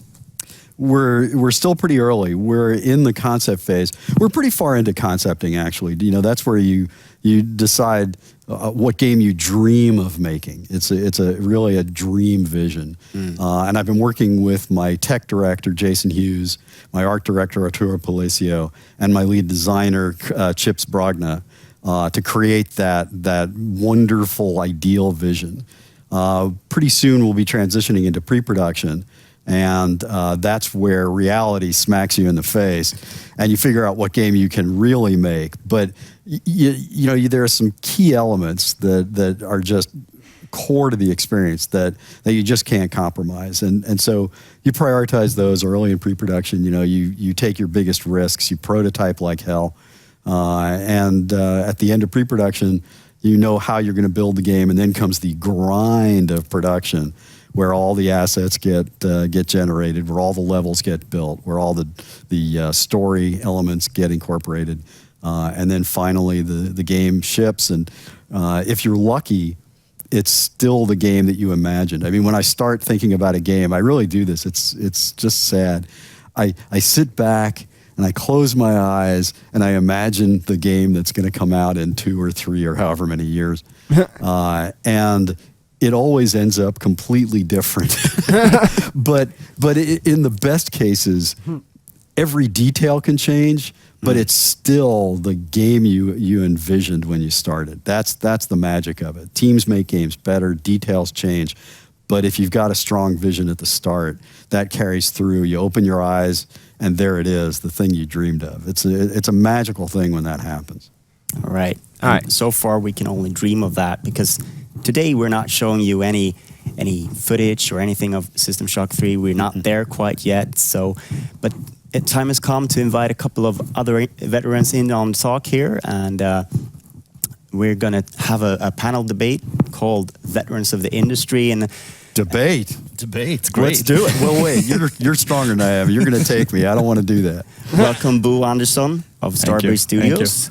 And I think via link we'll also have Tim Schafer coming into the chat. But I thought we'd start out talking here because we need to go back to the very beginnings. I think we owe it to everyone looking at this stream to sort of take it back a notch. We're talking about games coming out in years, but let's talk about the first game you guys made and sort of how's that influenced you, and is there anything you carry with you? And I like to throw the question to Boo first here. All right. Well, first game, that's so long ago, it's 17 years ago. We're old guys now. No, that was a long time ago, but I still remember it like yesterday, because I pretty much crunch every day, so I kind of recognize that feeling. The first game I did was called Ballistics. It was a racing game, sci-fi racing game, because, why not? And we picked one feature that we wanted to push, like one single feature in that game, and it was infinite speed. And infinite speed on like one of the first graphics cards, which was 3DFX Voodoo, right? Nice. Yeah. So infinite speeds, throwing a lot of 3D polygons around, making the FPS a challenge. And I learned from that it's the last 10% of every production that is 90% of the effort, because you can have all these great visions, like you said, right? And in the end, you got to bite down and fight for those 10% to make it whole. So that's good learning. That is very nice to hear. What was your first game, and what did you learn? My first game, well, it depends on how you define first. I spent 6-7 years in tabletop gaming, and the first game I worked on there was called Toon, the cartoon role-playing game. So I was well prepared to do a Mickey Mouse game many years later at Disney. And from that, I learned the power of collaborative storytelling or shared authorship or whatever pretentious name you want to call it. But it's games can be about players telling stories together, and that's a really powerful thing. I've tried to bring that to every game I've worked on since. In the world of electronic games, though, I worked on 2 games at the same time, and boy, did I get an education! Holy cow! I worked on Ultima 6 with Richard Garriott, and I worked on Space Rogue with Paul Neurath, my current partner. We're back together again. We're putting the band back together. And what I learned from both of those was the power of letting players solve game problems the way they want. Most games, they lock you on a track, and every player has the same experience. And that's great. I mean, you can make a great game, and trust me, I love games like that. But the games that I make, they're a little different in that players get to solve problems the way they want. make a plan, execute the plan, surprise me. I love it when players surprise me.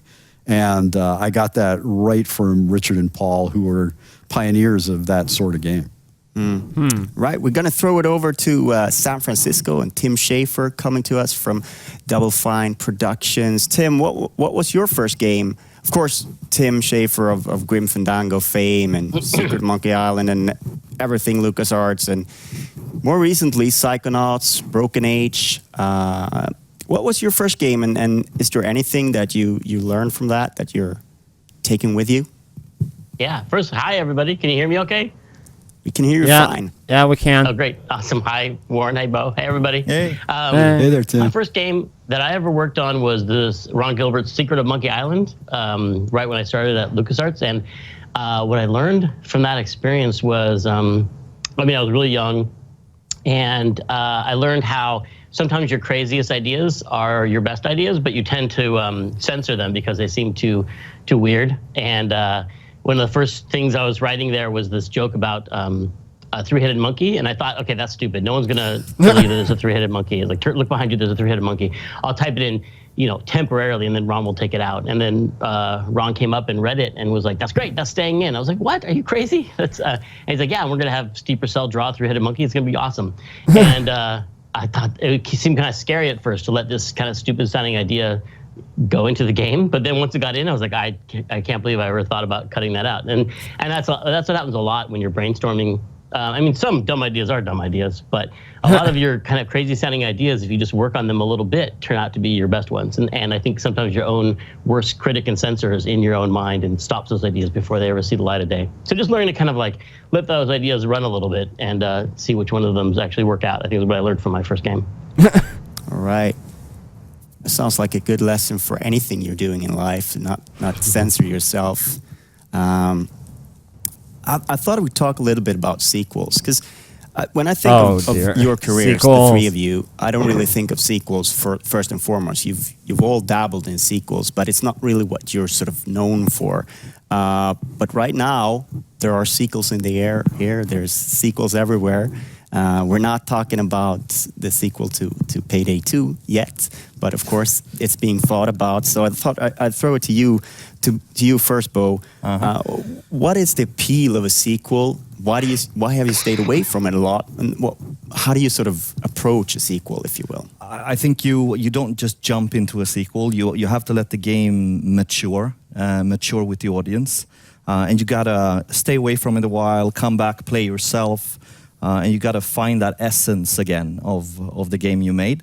But once you do, and you find it again after a few years, if it's appealing, then you really should make that sequel or sequel to sequel to sequel, right? Yeah. For me, it's if we talk about Payday, right? It's like a boyhood dream, like cops and robbers and all that stuff. And I lived that with Payday 1, I lived that with Payday 2.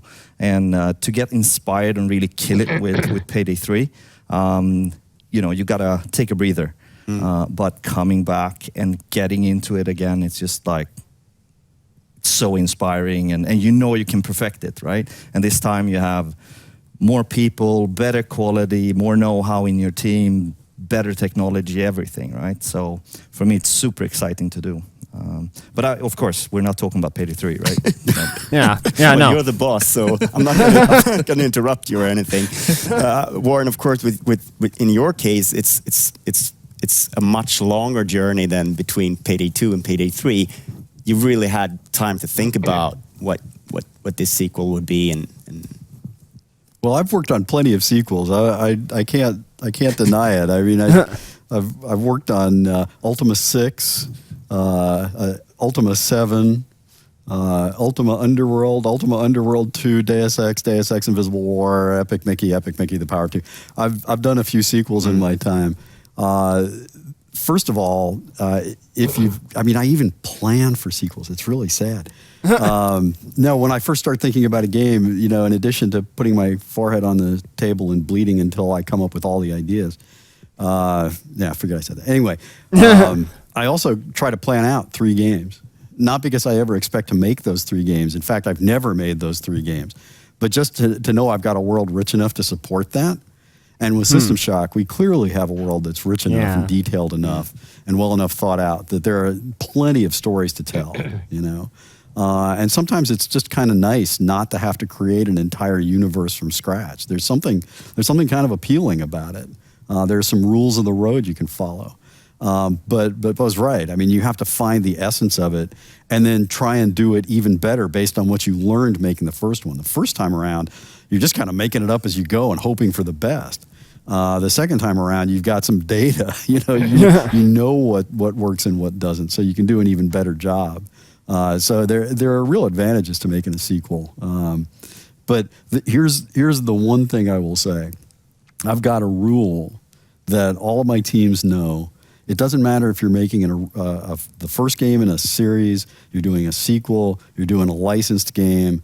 There's got to be one thing in the game that no one in the world has ever seen or done before. One thing, We're still a young enough medium, I guess, that we haven't answered all the questions about what we can do and what we can be and all that.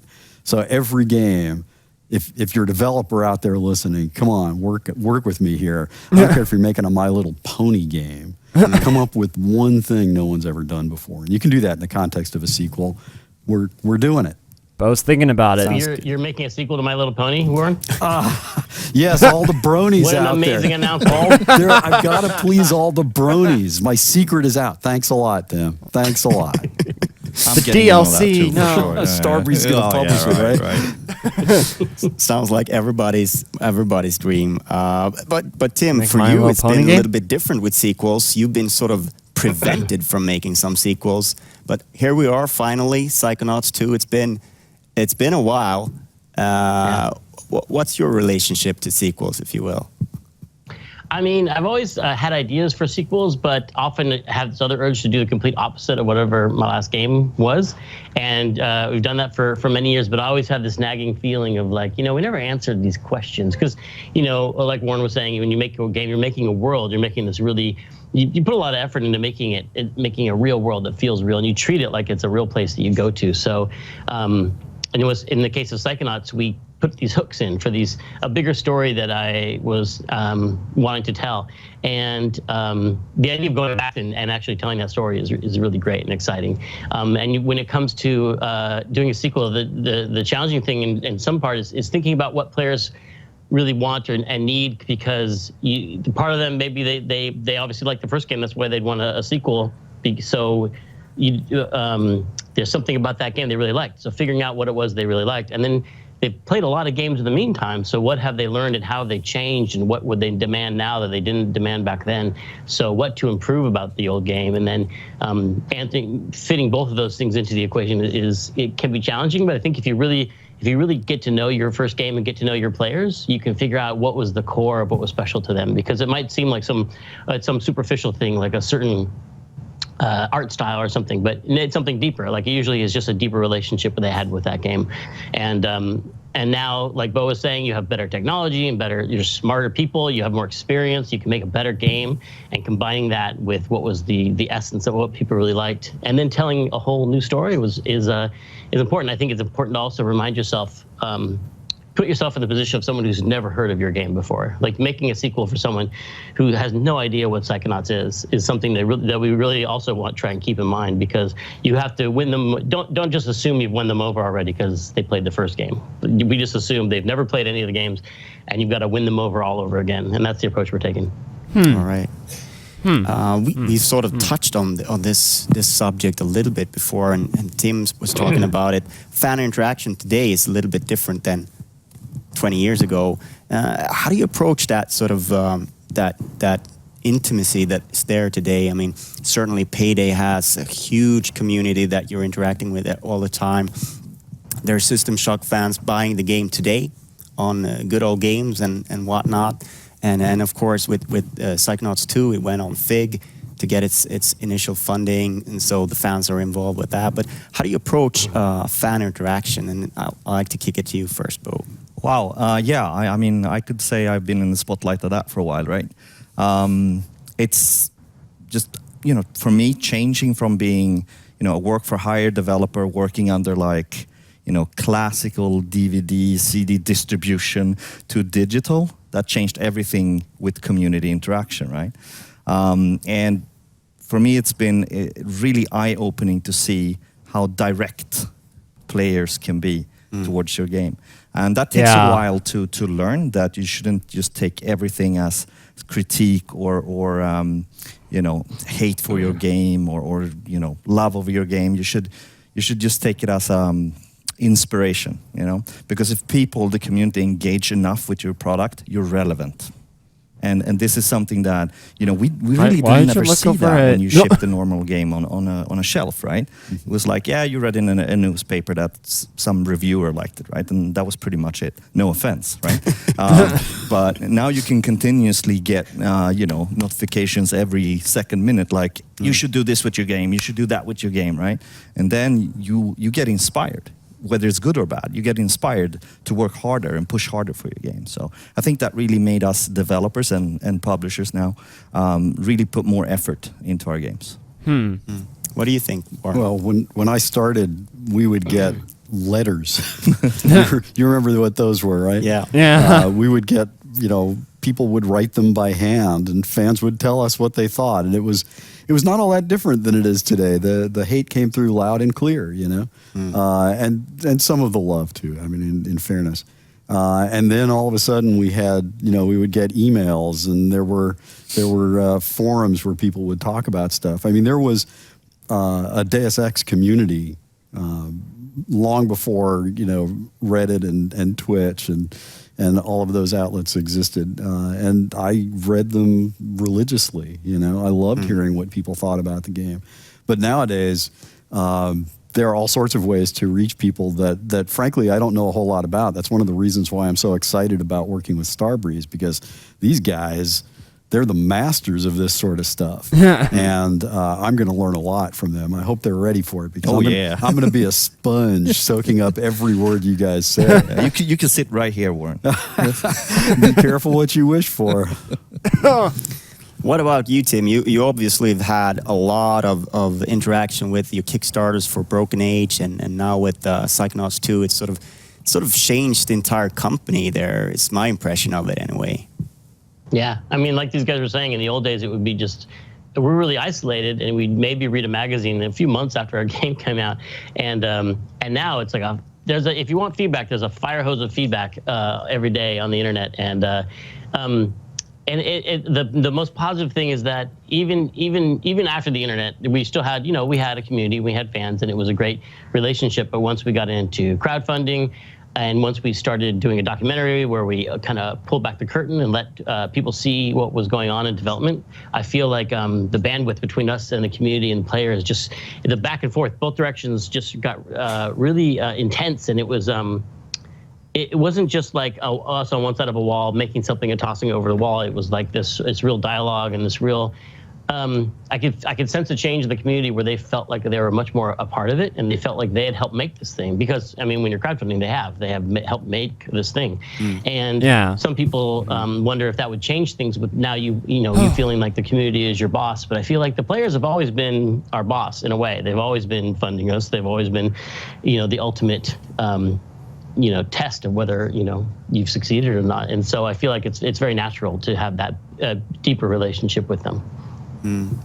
Yeah, I certainly enjoyed the two-player production documentary for Double Fine Adventure. It was eye-opening, I have to say, for someone who's on the outside looking in.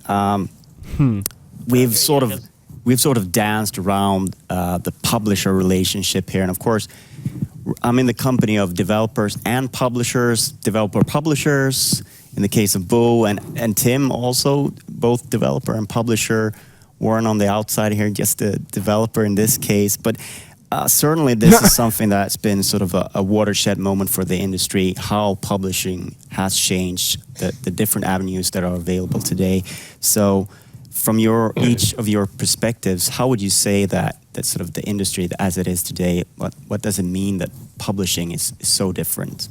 If we start with Bo. I think we are changing it, right? We actively changing it.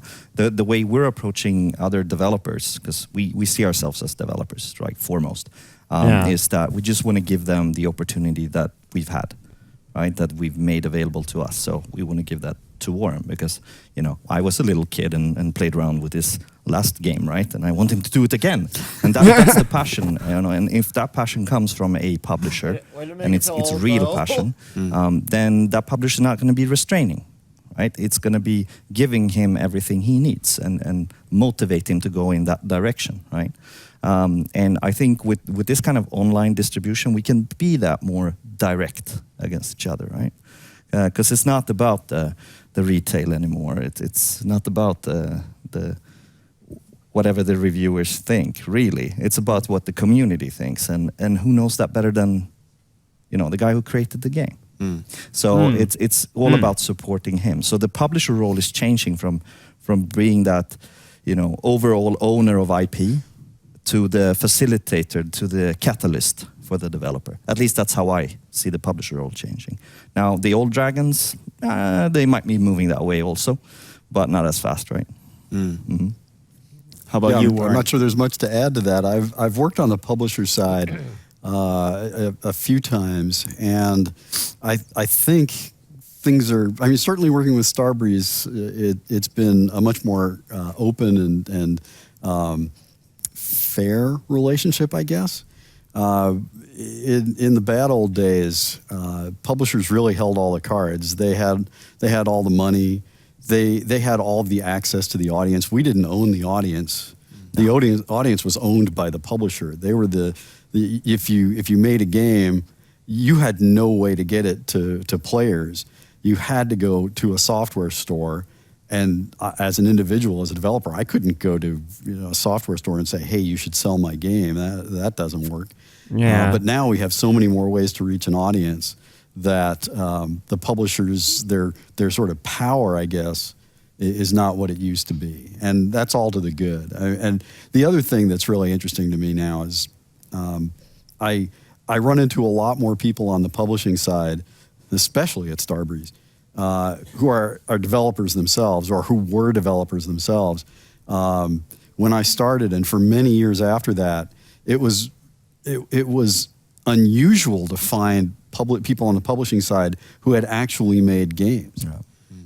And that made things very hard. When you have people who've never made games telling you what to do, which they often did, it was pretty sad. And sometimes you had to push back pretty hard. And there are stories I could tell, but we're not going there right now. Are we not? Are we not? No. Because I would love to. No, maybe later. All right. But now things have changed radically, and maybe at the big publishers you still have that problem of non-gamers on the publishing side, but certainly there are many more publishers now who've come out of development, and that's a great development. Yeah, and if I throw this to you, Tim, obviously you've been through your share of publishers as well, and you're taking your own special approach to publishing with Double Fine, but it's also been interesting to see you guys sort of regaining control of those old IPs that you sort of gave away in order to create them in the past. So certainly for you guys, it's changed a lot as well. Yeah, the whole landscape has changed a lot. Obviously, digital distribution and crowdfunding has changed a lot, and I feel like the old model that Warren was talking about, where it was a little more of a parent-child relationship, where they had, the difference in power and the difference in responsibility was really great. And I think, and great not in a good way, great meaning bad. I mean, big. And so now I feel like we don't have to go for those kind of deals. We can have a relationship with a more, I would say, next generation kind of publisher like Starbreeze, where it's a more of a true partnership, where they don't want to develop the game, tell us how to develop the game, and we actually have our own money invested in the game, so there's a little more responsibility. We have some skin in the game, and they are also developers. We have experience as a publisher, they have experience as a developer, so there's a lot more of a partnership of equals, where we both have a shared vision for making the best possible game, and we don't want to get in each other's way about how to make that happen. And I think that's the way publishing is going, is more savvy, more light touch, and more just facilitating and making sure the game has the greatest chance of success. Yeah, I understand. We've been talking a lot, so I'm running short on time with plenty of questions. But I would like to take it, sort of reel it in to sort of where we started. We started with that first game you worked on, and sort of what you carried with you from that. If you can imagine the last game you'll ever make, what is there a game that you want to make before your career's end, or maybe you don't ever retire from game development? Wow. I appreciate it. And I have a caveat as well. You cannot say that it's the game you're working on currently. No, that'd be sad, wouldn't it? Right? You can't say that. So I work on Payday 2 forever. Yeah, well, I have this little dream. You know, I am very fortunate because I had good success with Payday, and since I've been able to start IPs that I really wanted to do, like I get to work on The Walking Dead, I get to work with Storm. Ooh, did I say that? Yes, Storm. Storm, still a thing. Still a thing. Payday being 3, worked on? those kind of things, and then I bump into people like Warren, and I get to work on those kind of games. Right? It's fantastic. So my last game, I actually saved it. On a shelf, and it's right there, and I secured it a year ago or so, because we acquired the license or the whole library actually from Cinemaware, which is like, you go like, what is Cinemaware? It's like it's the quality developer and publisher of the Amiga times, right? And this is what I grew up on, like when I was a little. It came from the kid. desert. Yes, there you go. Yeah. Came from the desert, etc. Yeah. But Tim, you can get that one. I have that one if you want. So, no, I want to build Wings, and it's a World War I flight simulator, and I want to do it in the highest detail with the craziest VR that you can imagine. Get me the rights back to Wings of Glory, my World War I flight sim that no one remembers, that supported every VR headset in 1994. Do it, man. Yeah. Come on. I got Wings. And I really look forward to that, like sitting down, my colleagues who have been working with me for the last 15 years, also big fans. So when we retire a little bit, we'll sit there, we'll make Wings, we'll just feel good about it. We'll make Wings. Yeah, right. Sounds like a We'll actually promising have VR wings. game somewhere down the line. Yeah, with a lot of force feedback. Wings was the big competition for me, man. I made Wings Glory, and I wanted to destroy Wings. Make people forget it ever existed. That's amazing. You got that, man.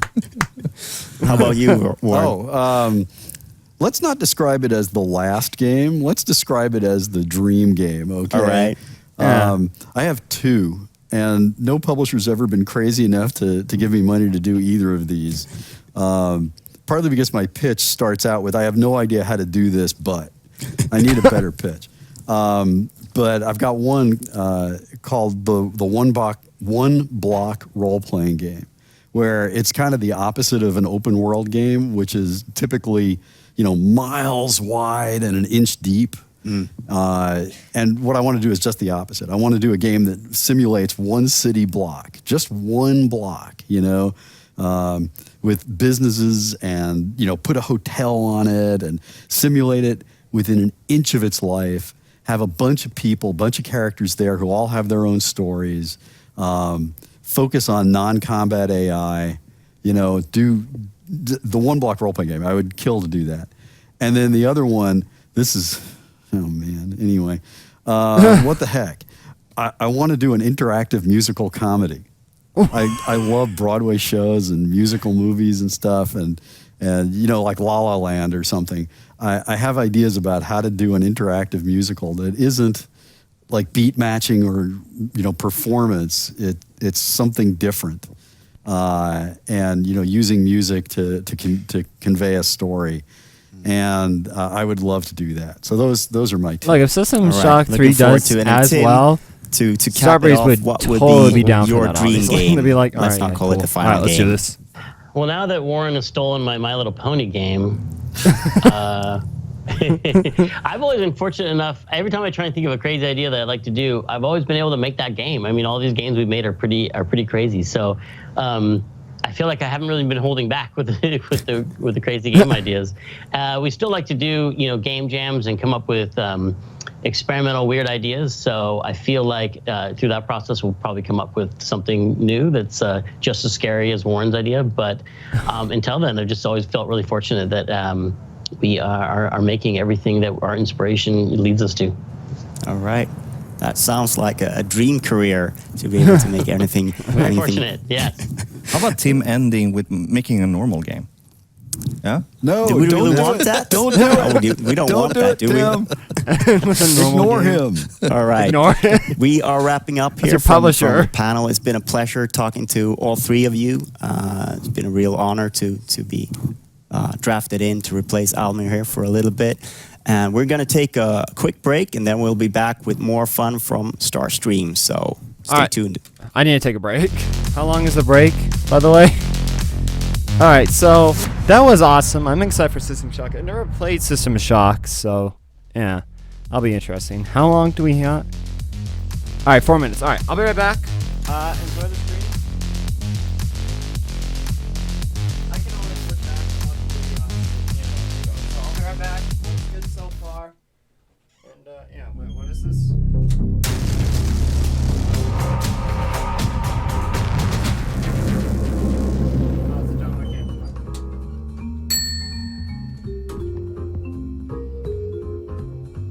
Welcome back to the Continental, Mr. Wick. Management does have a favor to ask.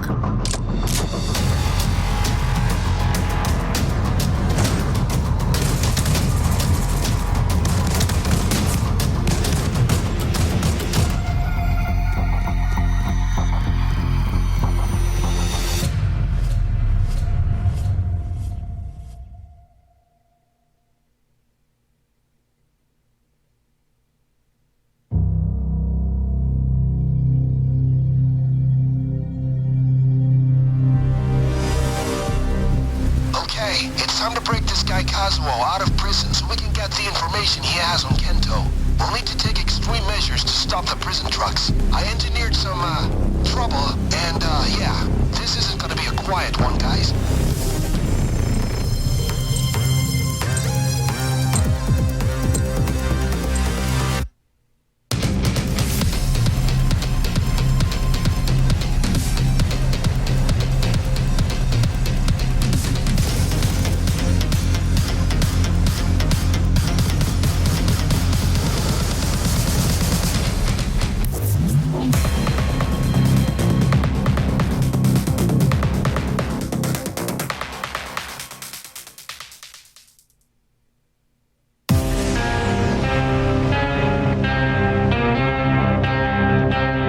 Look at this. I'm rich. It's payday, fellas. I said it's fucking payday, motherfucker.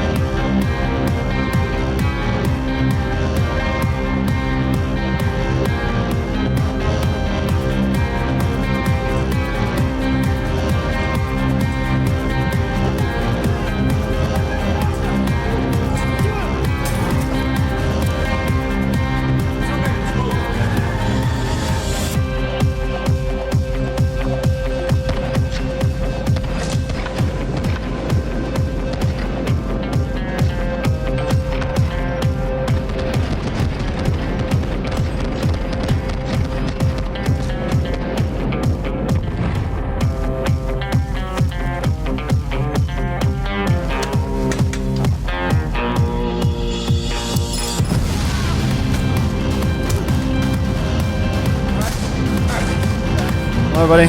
Sorry. Gotta do something real quick. Yeah, I already said what I was gonna. Anyways. So, this trailer has been released before. I don't know if you can hear me. Hopefully you can. Anyways, this trailer has been released before. And as you can see there, they're jumping out. And it's been talked about a lot of where the Clover character was. Because Clover was never shown in any of the trailers, like live action trailers specifically, so it was interesting to see like little hints to that, I guess. Because that one was car shopping, I don't know what the other one was, but yeah. Overkill in a nutshell. Starbreeze.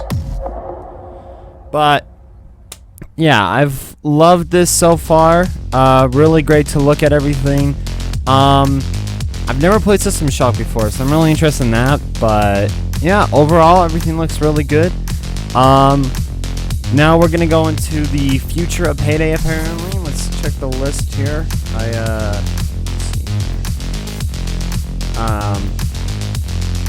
Let's see here. Yeah, so next is Payday, and then an exclusive Payday announcement.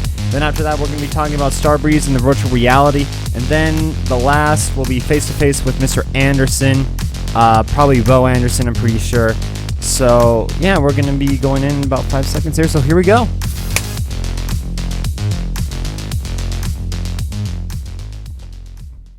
All right. Starstream.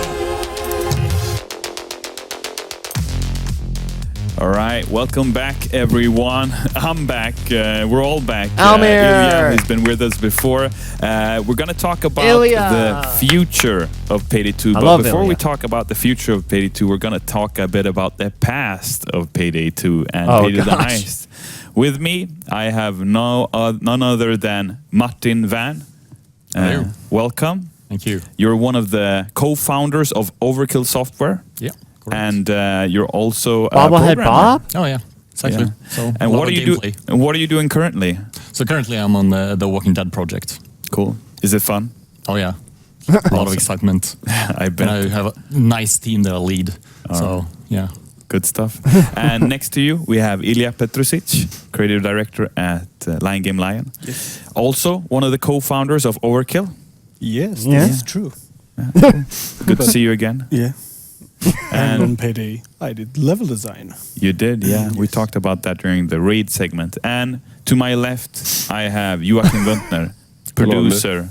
Hello, Joachim. Producer on Payday 2 currently. Yes. And I think what brings us all together is our history with Payday 2, right? And the Payday franchise. Both Martin and Ilya were a part in creating the not only the company behind it, but also the original idea. And I know, Martin, you had a really fun anecdote, because people don't know this, right? But you're a special character in the Payday universe. We didn't talk about this before, but I think it's worth bringing up. You're also known as Bobblehead Bob, right? Yeah. Yeah, so maybe our players don't realize, but we do something that a lot of game developers do when they make video games. We put ourselves in the game, and sometimes we do it because it's not easy to find people who are willing to be in bank robbery games, so we have to be in them ourselves. But yeah, your character has a special place there for sure. Yeah. Tell us a bit about the history of Overkill and especially Payday. So, I mean, Overkill started from the ashes of Grin. So both me and Ilya worked together with Bo and some other nice people at Grin. And basically, we went bankrupt and then we restarted as Overkill. Yeah. That hurts. Back in 2009, right? Yeah. And yeah, basically we want to do a game that everyone felt fun to play. And we looked at the co-op games, especially like Left 4 Dead. Was a big inspiration, and after some testing, going back and forth, we started doing a bank heist game. Yeah. And Ilya, how did the bank heist game come to be? It started off as a weird sci-fi corridor something game, right? We knew we were gonna make a 4-player co-op shooter because, as Martin said, we played Left 4 Dead a lot. And then it was a sci-fi shooter, and we started working on some of the mechanics. And I remember we went for lunch once, and Ulf, who was our game designer back then, he sort of did an Ulf thing and said like, everybody wants to rob a bank. Like, we could give the money back. It doesn't have to be. It doesn't have to be a real crime. robbery. Just to feel the thrill. Just grab a bag and put it back. We were watching a lot of Heat back then, also. The movie Heat, bank robbery movie. We're like, it made sense. Boo, we came back, and then we started building the bank level, which is the demo and everything of the game. Yeah, it was a spur of the moment. I mean that. Look like at that! One of the first really bank heister games where you really robbed stuff. Yeah. I mean, GTA was early, but you mostly drove around at that time. There was no real bank robbing game. I mean, Payday must have been This is the first one, right? This is nostalgic, man. We're basically at the same time they were working, or they released King Lynch. So No! Nostalgia! No. Hold on. Let's restart. Come on. Please. Don't do this to me. No. Oh, man. This really sucks. Oh. Well, everything's stopping now. Oh. It's alright. We're fixing the issue. It's going to bring up the Carl's Jr. ad again, but... Oh, Oculus? Okay. My dearest Evelyn, I've now seen what lies behind the shadows and what must be done to survive its horrors. Oh, well, that's pretty dramatic. Anyways, yeah, so the guy that they're talking about, Ulf Anderson, also plays as Wolf and used to, he pretty much came out with the idea for Pay the Heist. And he's moved on to do 10 Chambers after creative differences, we'll say. You had made the game, you had named it, you were getting ready for E3, like the biggest show for the year. Yeah, we had a printed merchandise, patches, bags, stuff like that with Stone Cold logo on it. Yeah, and then someone online, which was our publisher, contacted us and said basically that we can't use Stone Cold because it's trademarked by an American wrestler. Yeah. So, well, we basically okay. This is like 10 in the evening.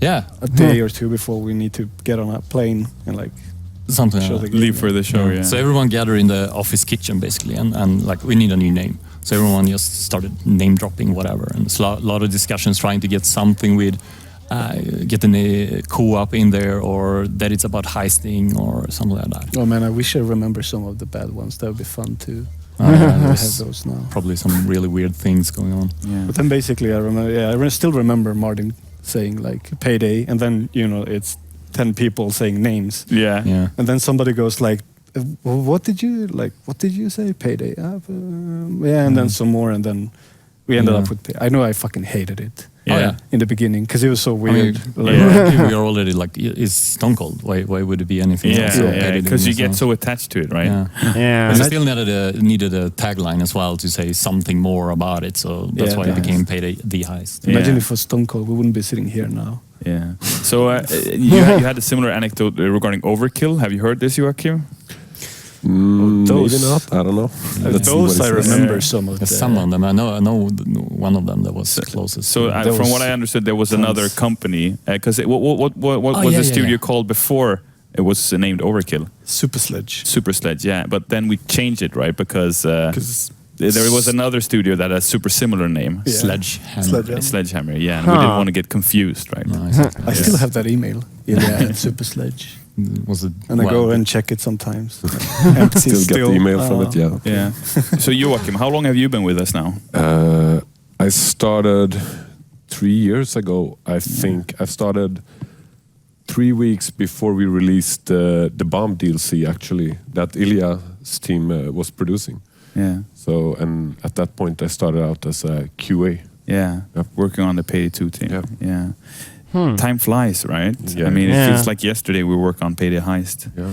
And so what do you think, I mean, the three of you, this is like a general question to all three of you. Like, what do you think makes Payday tick? What made the game successful? Well, it's co-op. The first component is, of course, the co-op game. Of course. And then the actual franchise.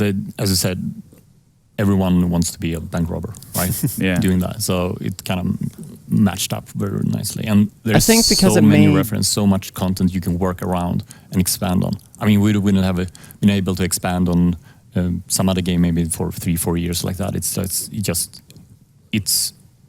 I wouldn't say easy, but you know. Yeah, I think a lot of it has to do also with just the mode we were in doing it. I think it reflects the rock and roll. Like, let's just do something that we can sit around and play at lunch ourselves and then have fun. And that's why we keep, making it and stuff.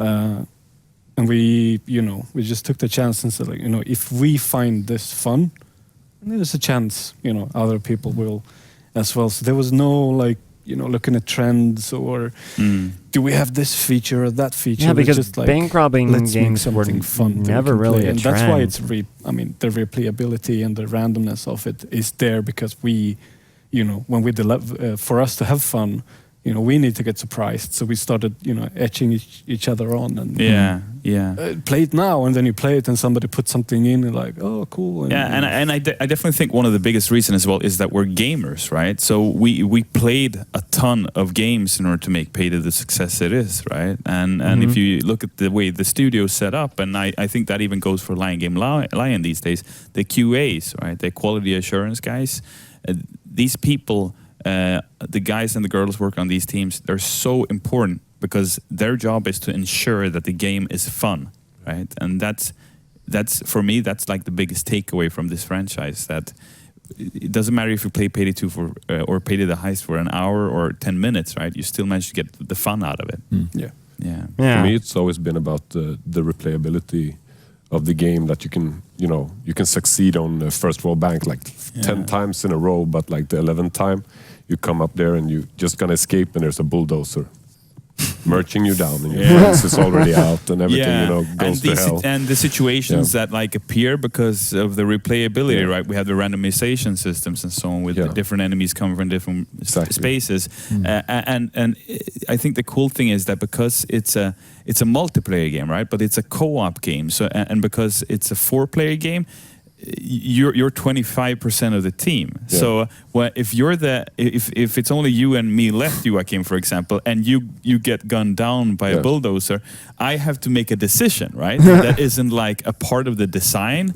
It's not a part of the objective in the mission, but it's like a moral compass kind of choice, right? It becomes an objective. Yeah, it becomes suddenly I have a new objective. Do I leave Joachim behind, or do I just run for it, right? Yeah. I think I would run for it. Like 10 out of 10. Replayability stuff. 10 out of 10. Leave my teammates behind. In fact, I know that there's some stuff that players still haven't found in Payday 2. Really? That I don't know about either. No.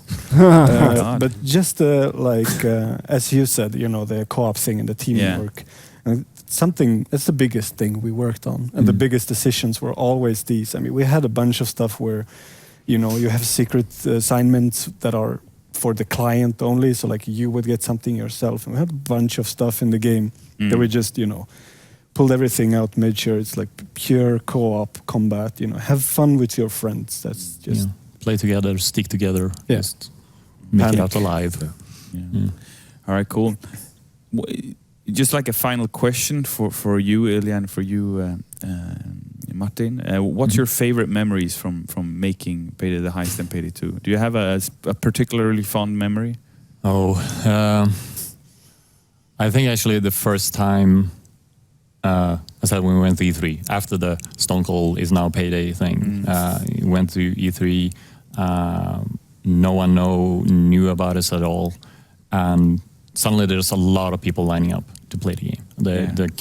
It felt kind of like people started talking about it, and it came over from the other hall. I don't remember if it was East. I remember the guy who was like, "Can I get a mask? Everybody's wearing these masks." Yeah, we only had 4. Yeah, we had 4 masks. We basically had masks on us.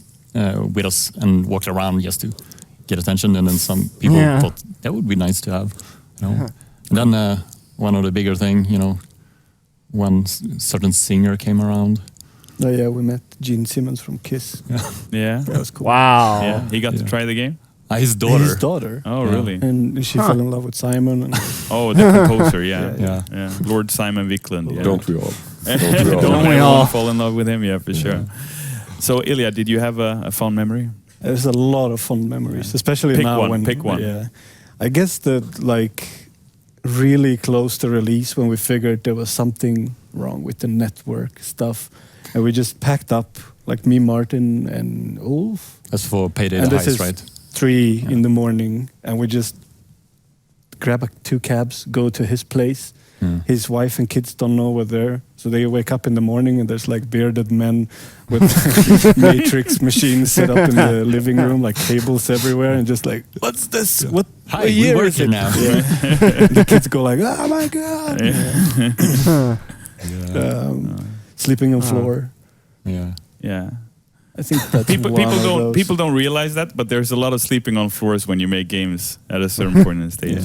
Yeah. So thank you so much, Martin, Ilya, for taking the time to talk to us about the history of Payday. Pleasure to be here. Thank you. So Joachim, we're going to focus a bit on the future of Payday, right? Because you're the current main producer for Payday 2, right? I am. We have 2 more, Simon and Tobias, that runs the game now as well. Yeah, and they're back at the studio, making sure everything works. Yeah, I call them at every hour and see, do you still work? Yeah. Good. Awesome. So tell us, what's been happening since you started as a producer on Payday 2? What's been your focus? My main focus, my first year when I was an associate producer, was to pick up as much information from you as my mentor, and also Andreas, who works now on Crossfire, to pick up the core values of what Payday is today.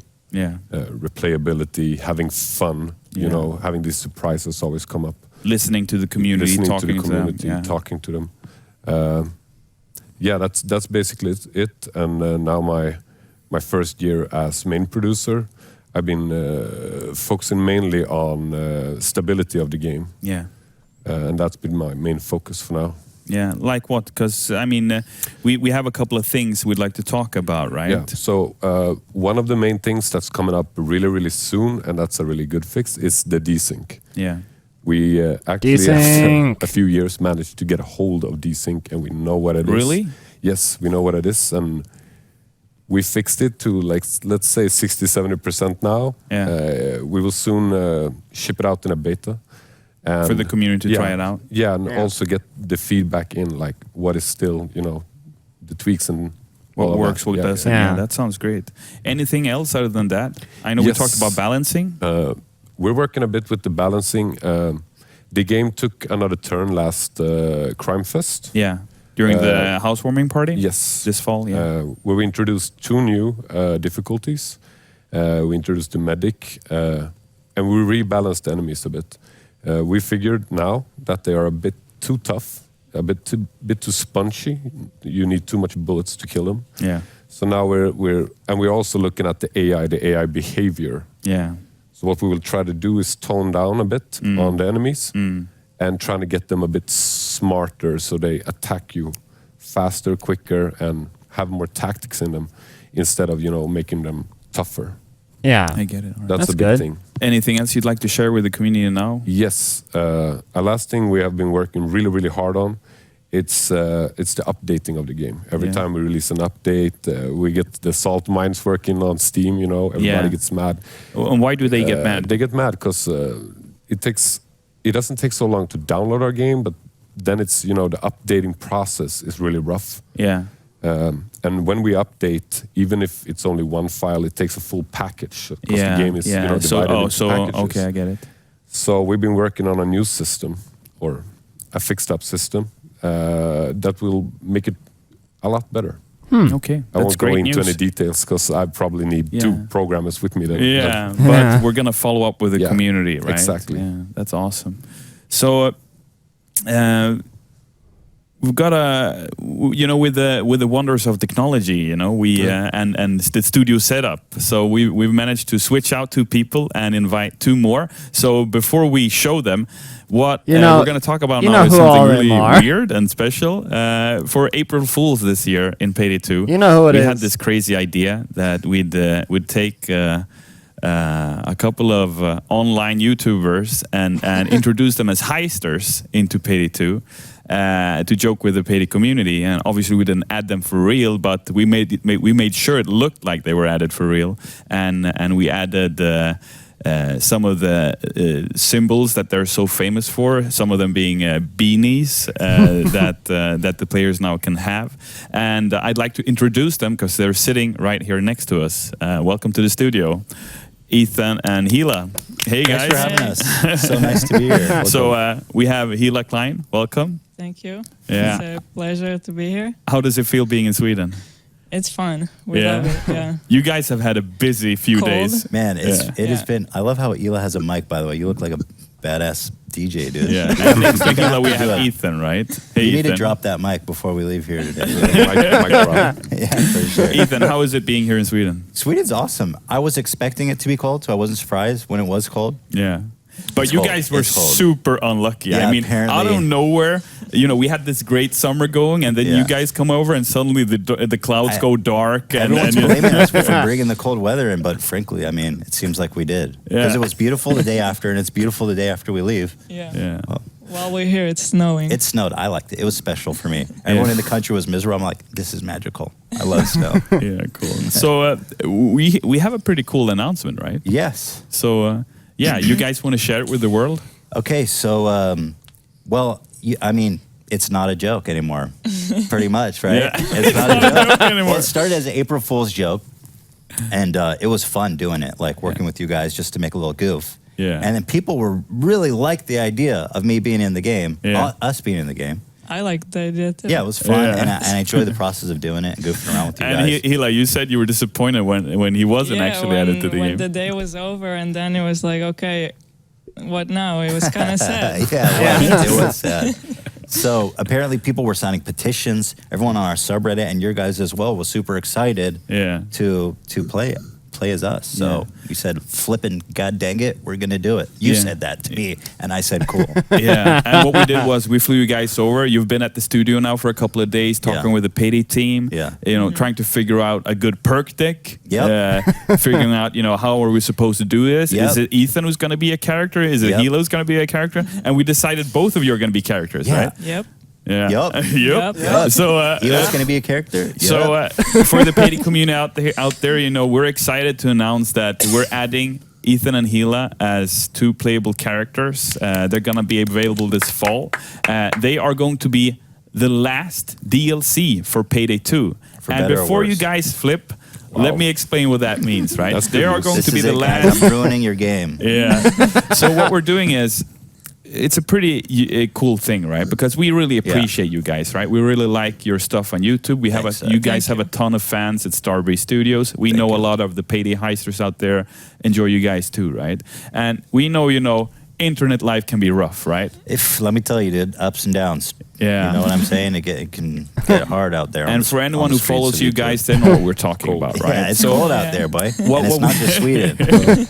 So what we wanted to do is that we want to support you guys, right? So what we're doing together with the Payday community, because I know there's so much heart and soul in the Payday community, right? Because they've been with us through thick and thin. Yeah. We've done a lot of bad screw-ups in the past. We were like, let's add microtransactions, and they were like, no, and we're like, yeah, and we were like, okay, we're sorry. I love how you own it, man. Yeah, and we have to own it, because that's why they respect us still, and we respect them, and that's why we have to do it. And I remember, me and you Joachim talking, like, we have to take this, the properly, because we can't have a bad vibe in the community, The community means so much to us, Well, I'll say, I just started recently playing. I mean, you said the game's like 4 years old, right? Yeah. And I've been playing, and it's like still vibrant. There's still a ton of people on there. Yeah. It's amazing, and it's still super fun. So what we're doing is that we're making this DLC together, right? It's going to be a character pack. It's going to be called Ethan and Hila character pack. It's going to be available for $4.99 US. And the cool thing about that, guys, is that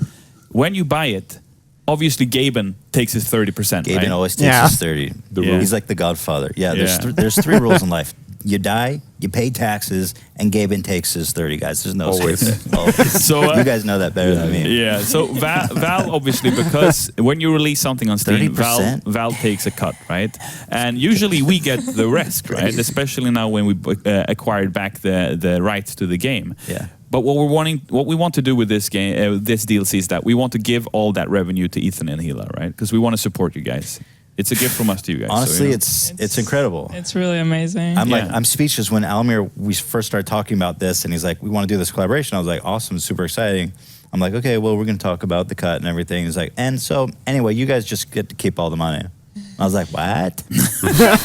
And What? it's so gracious. It's so nice that you guys can buy this DLC, and essentially you're just directly supporting us. It's Thank incredible. you. But you know, this is for us. You know, this is just about you guys and the Payday community, right? Because for us, you know, we just want the Payday community because it's basically because of them that we want to do this. You know, because they sign, like you said, they sign petitions and so on online. You know, they were so eager to see this be made into a reality. So yeah, heisters out there.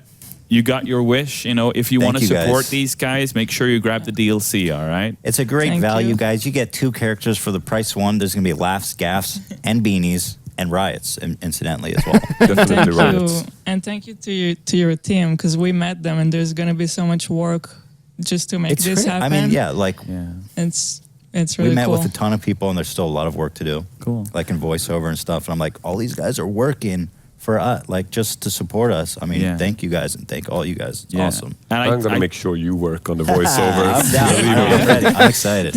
I'm ready to work. You know, I talked to Damien Poitier, who portrays the Chains, one of the heisters, one of the original heisters in the Payday crew. He wasn't too pleased about this, you know. Who's this? A nobody heister? Doesn't even know how to open a vault, you know. So he's, you know, he's going to be a hard one to win over. Yeah, he's going to be a hard one to win over. So we'll see how that one ends up. But yeah. Oh, it's going down. I'm calling you out, dude. Yeah, cool. So I mentioned, and people are probably still flipping out about it. So this is going to be the last DLC for Payday 2. Right. What that means is that all the upcoming DLC for Payday 2 is going to be free after this DLC, right? So any new After this items DLC, that keep we that in release mind. for Payday 2 is going to be released for free. That's awesome. Yeah, that's cool. And the reason is because we, at this point in time with Payday 2, because it's been out for such a long time, we made a ton of money on it thanks to the support of our community. And Gaben. And Gaben. Thank you, Gaben. Yeah, Papa bless. He's killing it. Gaben is killing it. So what we're doing now, we're transitioning into the next phase of Payday 2's life cycle, right? So as we have enough cash now to start working on the pre-production of Payday 3. I love when you say cash. Yeah. So we can do that while at the same time continuing to work on Payday 2 and adding more content for free, right? And Joachim's going to spearhead that, of course, with the rest of the Payday team. And we also have another announcement, because last time we spoke about it, we said end of 2017 we're going to stop development on Payday 2, right? But you've got some other news to share as well. Oh my gosh. We are continuing supporting Payday 2 until October 2018. That's just awesome, right? Yeah. Cool. That's great. Thank you so much for sharing that. That will be the best crime fest ever. Yeah. So prepare for the party invites. Awesome. I look forward to it, dude. So, I mean, we've been talking about a lot of fun stuff, right? But we also have, you know, we've talked a lot about the PC stuff here, you know, coming out on Steam. But we also have, you know, Payday 2 available on Xbox One and PlayStation 4, right? But soon something new. Yeah, and soon Nintendo Switch as well, which is going to be crazy, right? Really? But Wow. That's awesome. Yeah, you guys didn't know about that? No, I didn't hear about that. That's super cool. Yeah, so you can bring it with you. Hell yeah. So tell us just briefly, Joachim, what's going on with the consoles? Are we still updating them, or what's up? We are still updating the consoles. To make it crank, we had a rough start. We had a mid phase, and now we're starting to see the light. That's so awesome. After this upcoming DLC that's coming, it's going to be a brighter future. It's going to go faster. We found a system, everything's working. We staffed up even more on the console department. Even more, awesome. Yeah. Wow. So, everything's going great, and I hope soon we'll have some great news for our console heisters. And thank you, the console heisters, for having the patience with us. We really love you guys out there and your support. Thanks, guys. So, you know, right Somebody's now gotta clap. on Steam, not only did we announce Antisphere, and that's available for pre-order, and you get Payday stuff if you buy it, so definitely check that out. We also just created the biggest sale we've ever had for Payday 2 DLC. You can currently get all Payday 2 DLC for 85% off on 85? Steam up until the 8th of June, right? That's a great deal. Make sure you check them out. And the reason we're doing that is because, like we're talking, you know, we're transitioning Payday 2 into its final life cycle, and we're basically making a new edition of Payday 2 called Payday 2 Ultimate Edition, right? So Ultimate Edition. There's more to read about this. Make sure you check out our social channels, our Overkill Twitter account. There's a link there for how you reach the FAQ, where you can read up on the Ultimate edition of Payday 2. But what it essentially means is that going after the 8th of June, there will only be one item available in the Payday 2 store, and that's the Ultimate Edition. There won't be any DLCs to purchase anymore because all of those will be packed into the Ultimate Edition. And since, to honor, the support of our original heisters, the career criminals who've been following us for the past 5-6 years, playing Payday the Heist and Payday 2, thank you. And thank you so much for your support. And we want to honor you guys by making sure that the remaining content for Payday 2 is free for everyone in the Payday 2 community. So thank you. You should run for public office, dude. Sounds very inspirational. Should I? Free.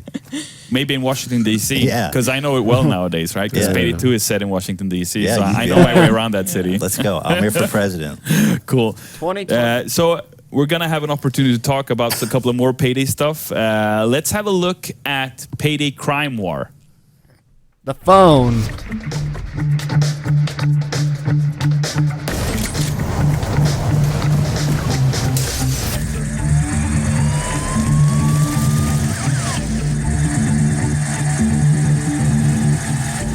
What? What?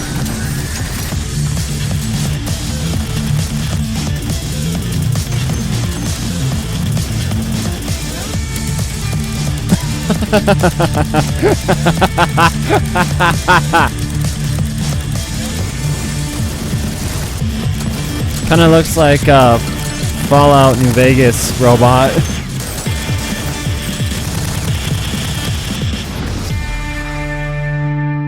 Keep those masks flying. Wow. All right, welcome back. That was Payday Crime War. Some really cool footage we Looks got awesome. there. Looks super fun. Doesn't it? Yeah. So Payday Crime War is currently being made by Badfly together with Starbreeze Barcelona. And they're doing a hell of a job. So yeah, we're sending them all our blessings, and I hope we can get this game out the door as soon as possible, because I want to be able to take Payday with me wherever I go, right?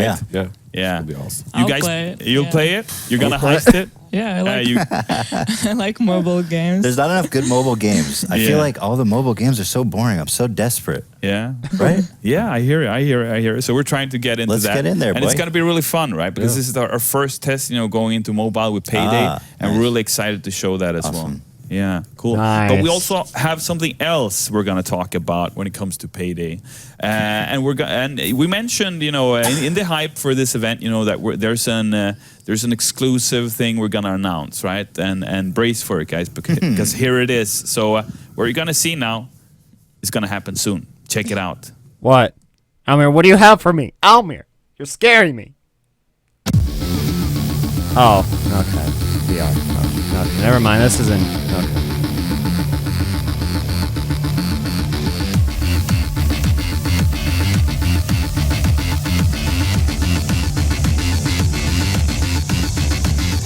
PC and VR. That's gonna be some issues.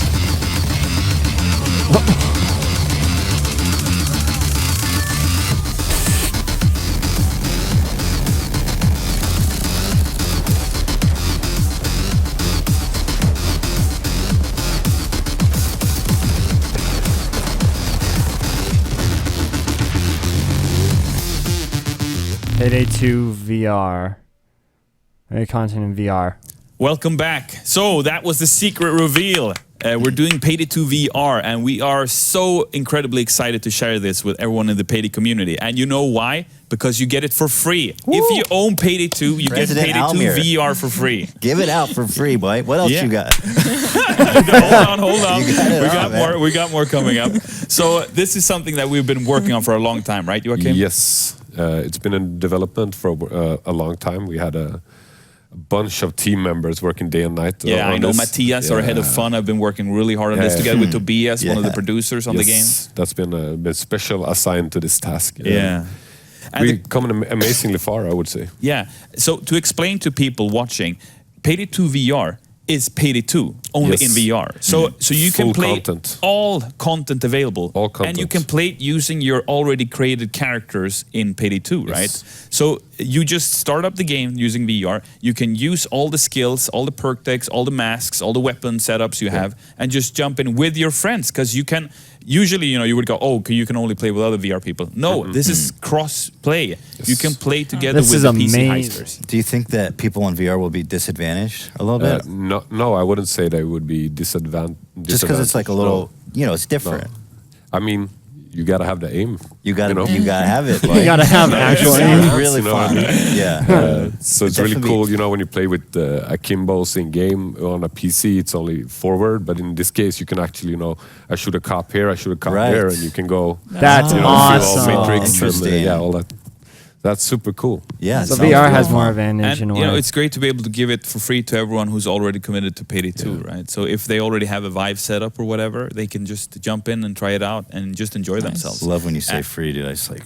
And I think, personally, I haven't heard of a VR game that has that amount of content. Not if FPS, no. Yeah. Probably no game. Doesn't that exist. amount of- Doesn't even not exist. Yeah, so heisters, if you're interested in VR and if you like heisting, definitely check Payday 2 out because you're getting a VR game for free. Yeah. All right. So, by the way, you guys had a meetup here in Stockholm, right? Yes. Man, we had it was insane. Yeah, we've never had a fan meetup before, and this morning, so many people in Stockholm were recognized us. It's insane. It's like more than even in LA that we get recognized, and we're like, everyone was just so nice and gracious that we felt almost like obligated, like we have to do this to just say what up and express our gratitude to everyone. Yeah. Some people just came up here just looking for us in Stockholm randomly, and they actually found us. A few of them. Yeah, like a lot of people. They're like, oh, I was just wandering around Stockholm. I met one guy who was like, hey, have you seen Ethan and Hila? And I'm like, who are you? He was like, I've been looking for them for 2 days. I was like, dude, what are you doing? Crazy. But it's like, it was really touching just to see how much love we had here. Yeah. So we told Almer, we're like, hey, we want to do a fan meetup, but we don't know how. Yeah, I wasn't really sure how to approach it. So I said, okay, I'll call you back in 30 minutes. He calls me back. He's like, all right, I booked a place. I got you bodyguards. I was like, wow. We went all the way. So this morning we met up, and I think there was probably like 2,000 people there. It was absolute. I don't know, but the line chaos. was going around the building, right? You showed up. I couldn't count that many. Chaos. And when you guys were trying to leave, because obviously you couldn't talk to everyone, right? Because you only have a limited time here. Yeah. We were there for 2 hours, and I think we saw like 200 people. So we didn't even scratch the surface. So I felt horrible for the people who were waiting out in the freezing cold for several hours. So to you guys out there, appreciate you. Sorry we didn't have more time, but we love and appreciate you guys and you guys as well. Yeah, and if you want to make sure these guys come back here, then you just need to buy a couple of the Ethan and Hila character pack. Hey, and that'll pay for the flight and everything. Yeah, right? listen, you support buy like 5 of them, and then the other 30%, like that goes to us, and then the 30% goes to Gabe. Maybe he'll make Half-Life 3 someday. It's win-win. Yeah, I mean it's all win. Wouldn't that be funny if he would say that, so I thought of never doing it, but, when Ethan said that, I was like, we have so much revenue. It's time. By the way, I just want to emphasize that in the DLC, it's not just me. You get me and Hila, which is something we worked out recently. We were trying to figure out how to incorporate Hila, and we're just like, screw it, both of them. Yeah. Hila's going to be in that game ripping it up, bro. Yeah. That's going to be amazing. I'm very awesome. excited. Yeah. So, guys, we got to wrap up, right? Because we've got to continue the show. We've got some more awesome stuff to show the people watching the stream. I understand. I'm getting bumped. Again, I just want to, but I'm trying to be nice here, No, I understand. They're almost over time. Guys, we really appreciate you. Thank you so much for coming out here to That's awesome. It was a joy and a privilege and an honor. you. Thanks for having us That's out. I mean, you guys are the awesome. best. Our pleasure. Yeah. Our pleasure. So, thanks, guys. So, continuing to talk about VR. VR is obviously something that is super, super close to our hearts. We at Starbreeze Studios believe VR is the future of video game entertainment. And we've got our very own global director of VR here to tell you more about it. Give your hand for Brooks Brown, who's in the next segment. Guys, Check I'm it here out. with Brooks Brown, and you have the craziest title ever. What is it? The Global Director of Virtual Reality here at Starbreeze Studio. Wow, that's so crazy. So you are So just a in GD the thick of it with VR stuff, man. More or less. It's we're building our own headset. We've got our own engine that we're using for VR. We're building a whole bunch of VR experiences. We've got things that we're putting into IMAX VR at a lot of other locations. Oh my goodness. Yeah, we're in the middle of a lot of it. Yeah. And it's an exciting time because I feel like VR now is at a place where PC gaming was like 20 years ago, like with Half-Life maybe, or like, you know, or Half-Life 2 even. No, I would say if you want to go back to Half-Life, one of the things Half-Life was kind of a bellwether for is people understanding how to make games that told stories in a different way. It was up till then, it was Doom was basically what people replicated, and Half-Life taught us that we could tell different styles of games, and a lot of stuff exploded from that. And I think in VR, we're at that place where right now, most of the VR stuff you have is, you know, fun toys, which is really great. But we're in the middle of exploring what does it mean to tell stories? How do we get people to have ridiculous experiences? How do we really create immersion in a really brand new way? And this is exciting, crazy stuff, and it blows my mind. I can't wait to get my hands on most of this stuff. But I've got to ask you the most important question. How ridiculous do you think this interview will be 20 years from now? Oh, I will cringe so badly. It's a black hole. No, I start a lot of my talks by just saying, and everything I say here that's a declarative statement, in 3 months I will say I'm wrong and that I was an asshole the whole time. Because we're rapidly moving. John Wick, which we're really excited we're going to have you play today, when we first started it was cutting edge, pure, top of the line VR, and you know, when we release it, it really is. And now that we're 2 months in, we're looking at all these other experiences. It moves so fast. You're talking about 3-month release cycles, and people are putting out stuff we can't even have imagined 6 months ago. Oh man. And so a year from now it's going to be ridiculous. 6 months from now I'll probably actually be really embarrassed in general by a lot of the stuff I probably say here, but you know, that's what makes it so fun. If it was easy, it wouldn't be worth doing. Cool. Sure. All right. Oh, see your gun? Yeah, I see the floating gun. There you go. And perfect. Okay. Now you just held the gun properly there. All right. Holy shit, dude.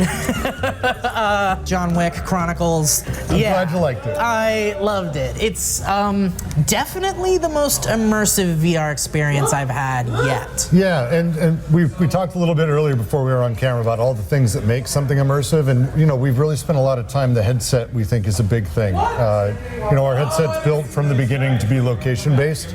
We're never going to create a version 1.0 that fits in a box and sits on a shelf at Best Buy. It's not in our product plan. Instead, we're trying to always stay so far ahead of the curve. So right now our headset's 5K. That's going to go up. Oh man. We're adding in eye tracking, so that way we can do really cool stuff. On the nerd side of things, there's foveated rendering, which means that we can render only what you're looking at in order to save GPU, which is awesome. So we can go really, really crazy with you know, poly count and things. But at the same time, for someone like me who really spends time in the writing and the creative side, I can, like the Black Mirror episode, know what scares you and keep doing that thing.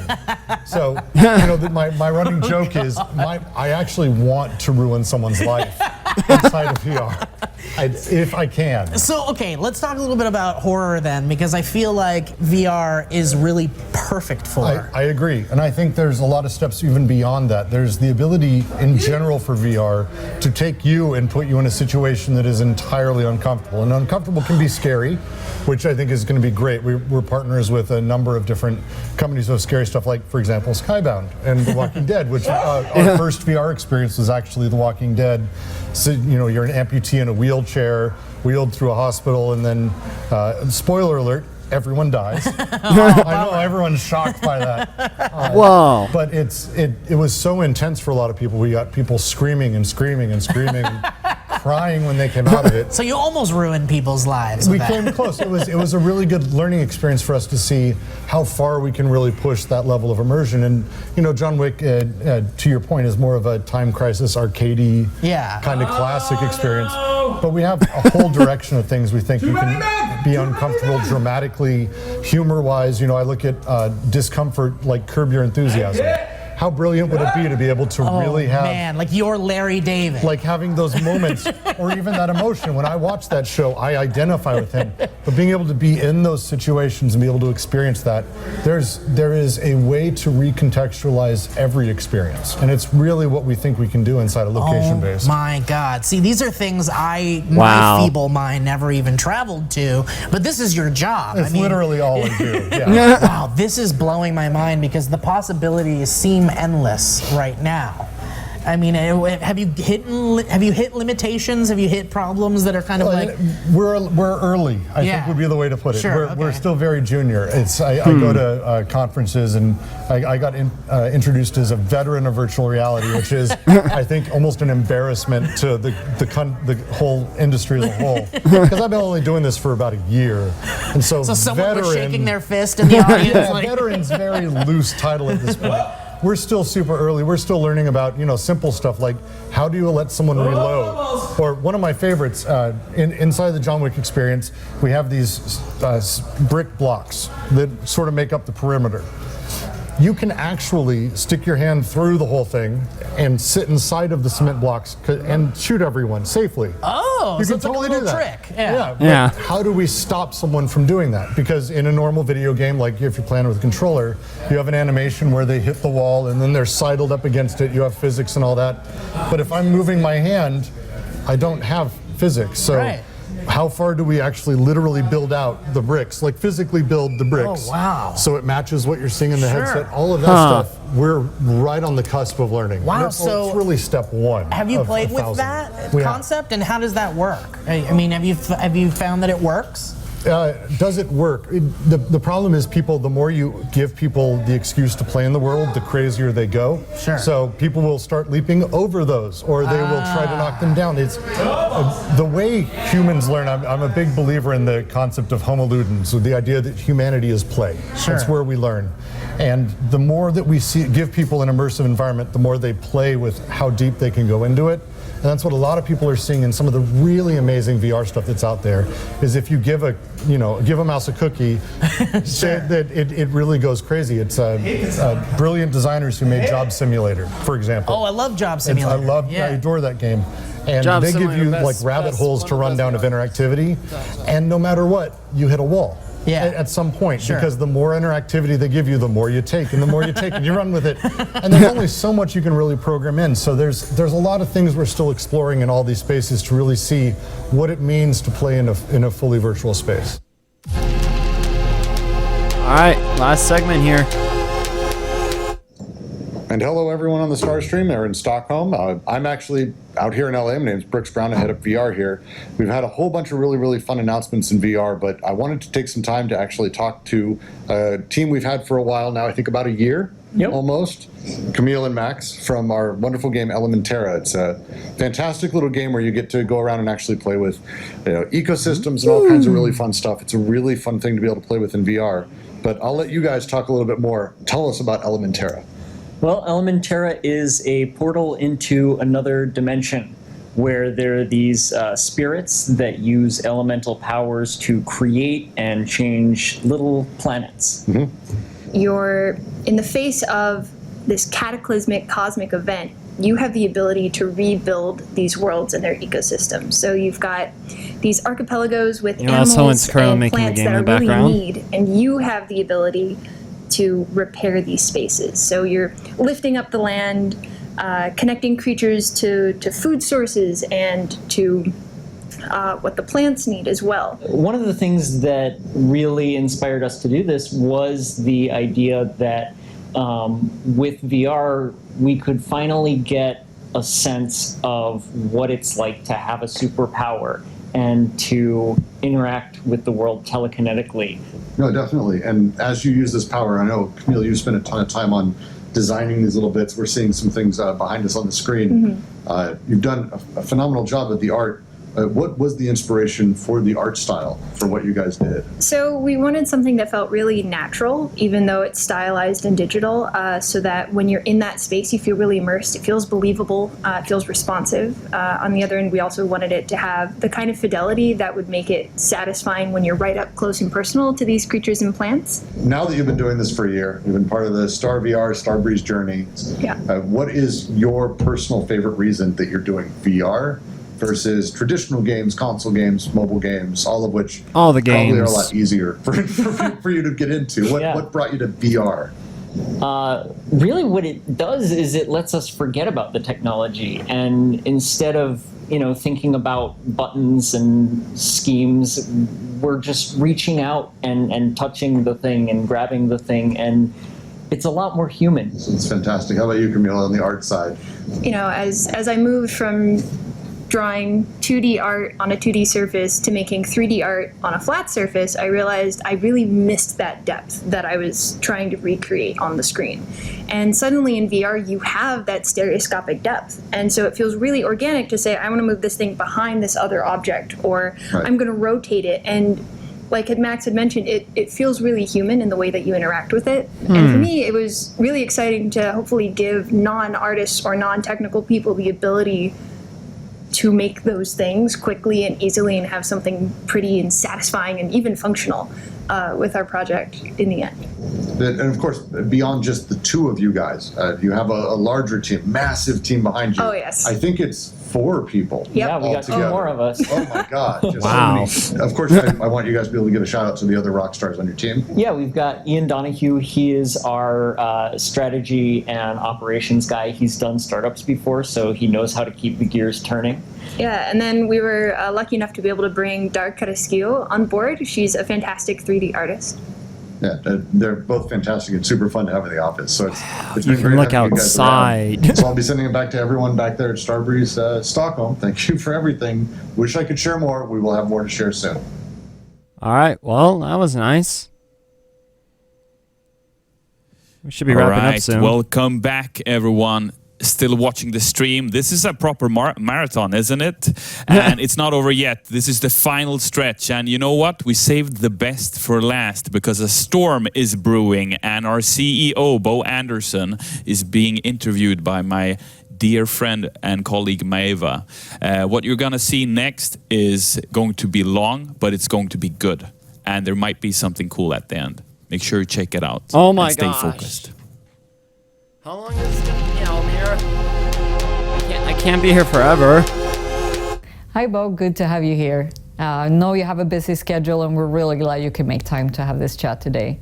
So we showcased everything that we have on our slate, almost, in the Star Stream.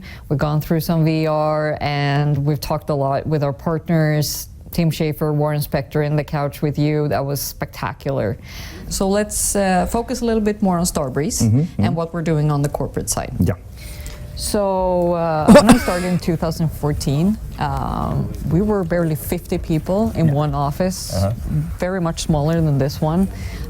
Payday 2 was just kicking off, and you had taken the business from being a one-trick pony and a work-for-hire company to a very profitable business with expanded revenue streams and possibilities. Could you let me see something. Amazing journey, huh?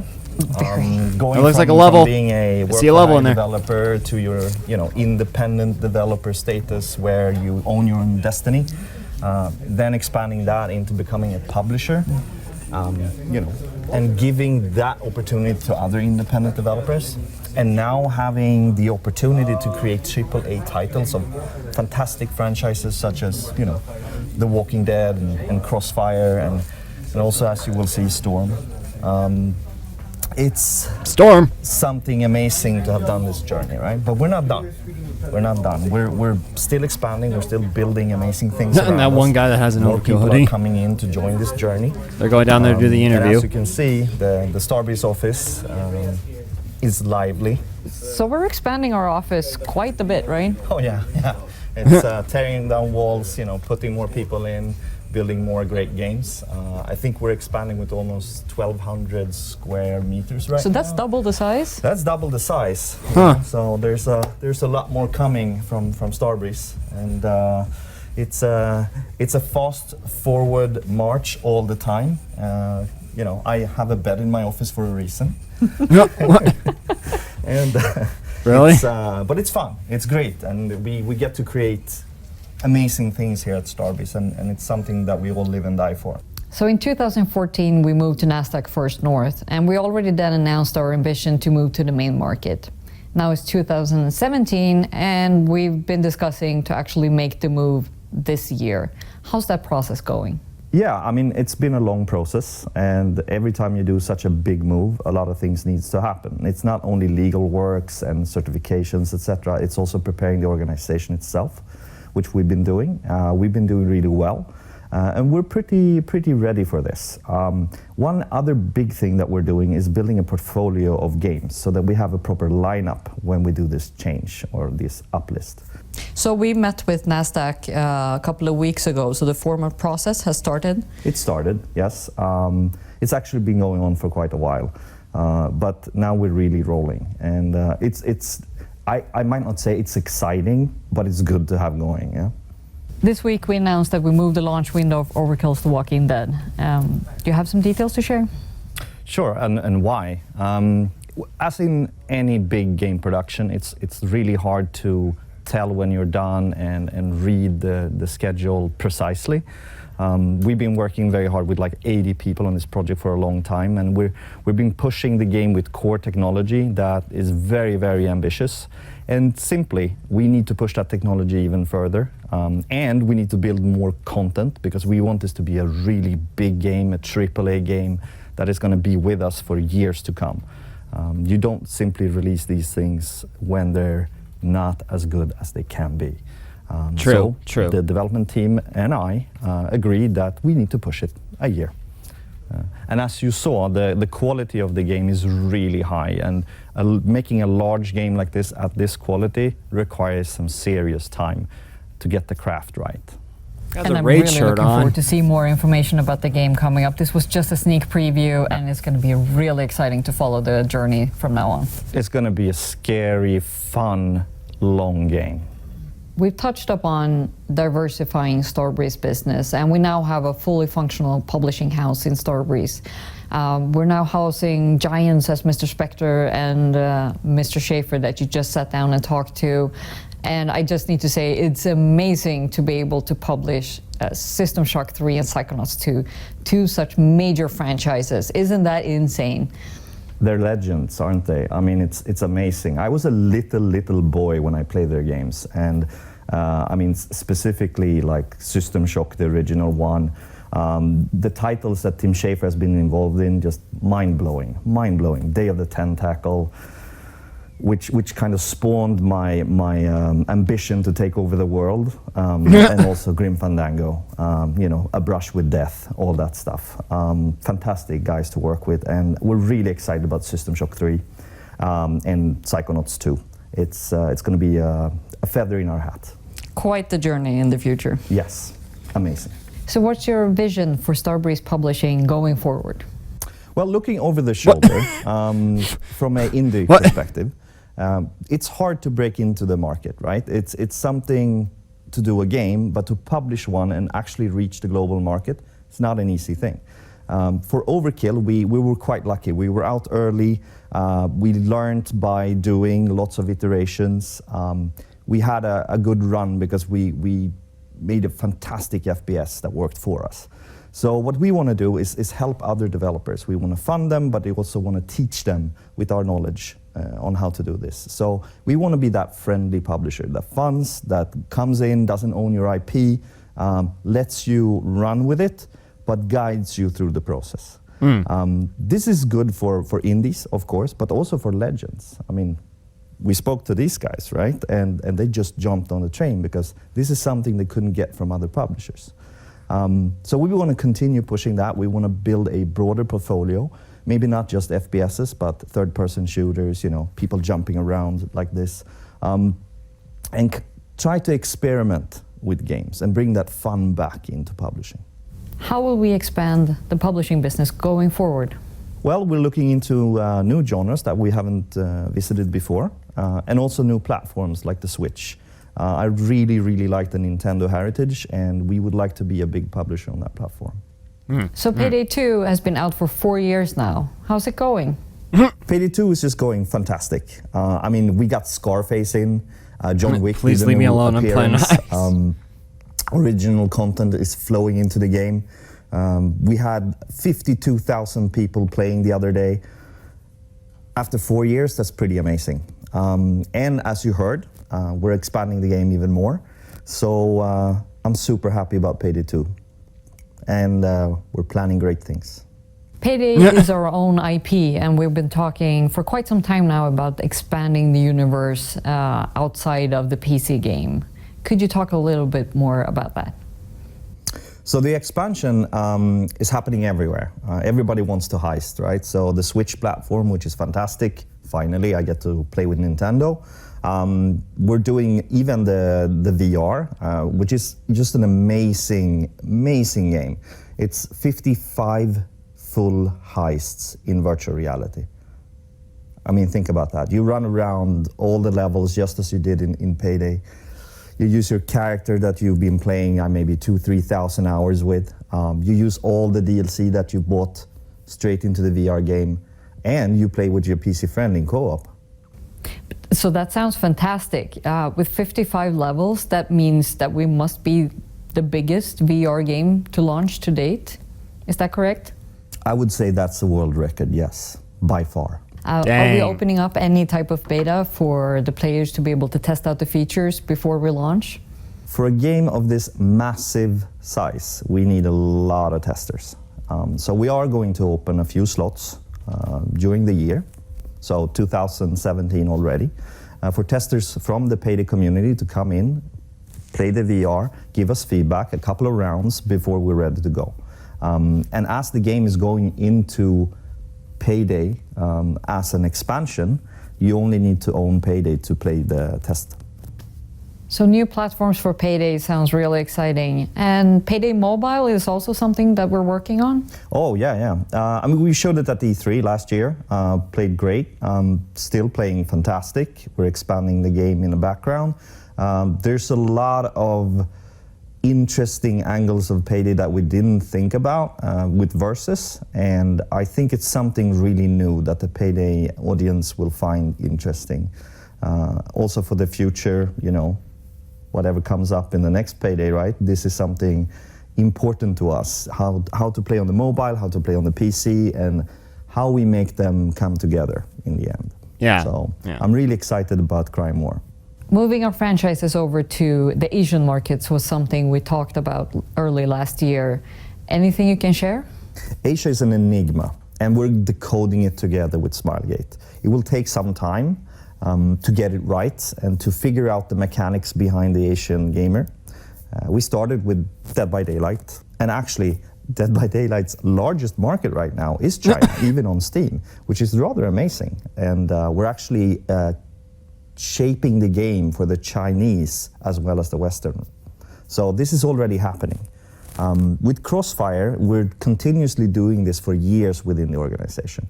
The teams are learning about Asian gaming, they're learning about tastes, and we're also bridging from East to West. So it's a really good exercise for us to bring all of our IPs, such as Payday and Walking Dead, into that market eventually. So 2016 was an extraordinarily busy year for us. We did so many things.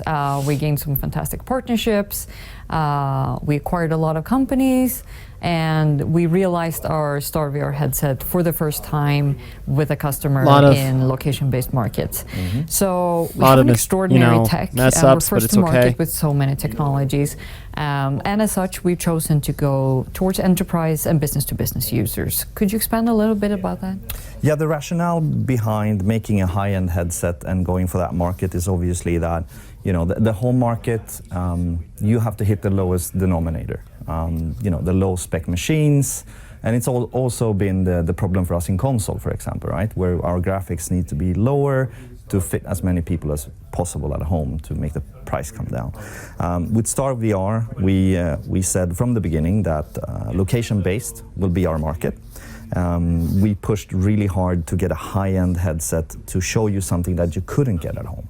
So the StarVR is the high-end premium segment of VR where we push the specifications above and beyond what normal home users can expect to have. How would you, for someone who's not that used to the tech, how would you explain it in, for example, computing terms? Well, the need for computing power behind this is obviously awesome, right? You need a proper rig to run this, or a server even. But the tech itself, I would compare it like this: a laptop that is barely good for gaming compared to a Blade server in terms of So the laptop, capacity. Kind of your average Chromebook, low Something like price that, and right? computer, So we're basically in the professional market. We're in the professional market, enterprise, big crowds, theme parks, those kind of things, like architects that need like high-end visuals. And of course, you want to use it for gaming too, but that you do outside your home. You go with your friends and you play at LBEs, like arcades or bigger places. But still, it's a high-end specification, but feel it, it's lightweight. It's super light and with a very interesting form factor. I mean, it's like nothing else on the market right now, basically. It looks like some kind of, space robot, right? Could be. Yeah, I Could would be. like to play that. I or would with that. definitely like to play that.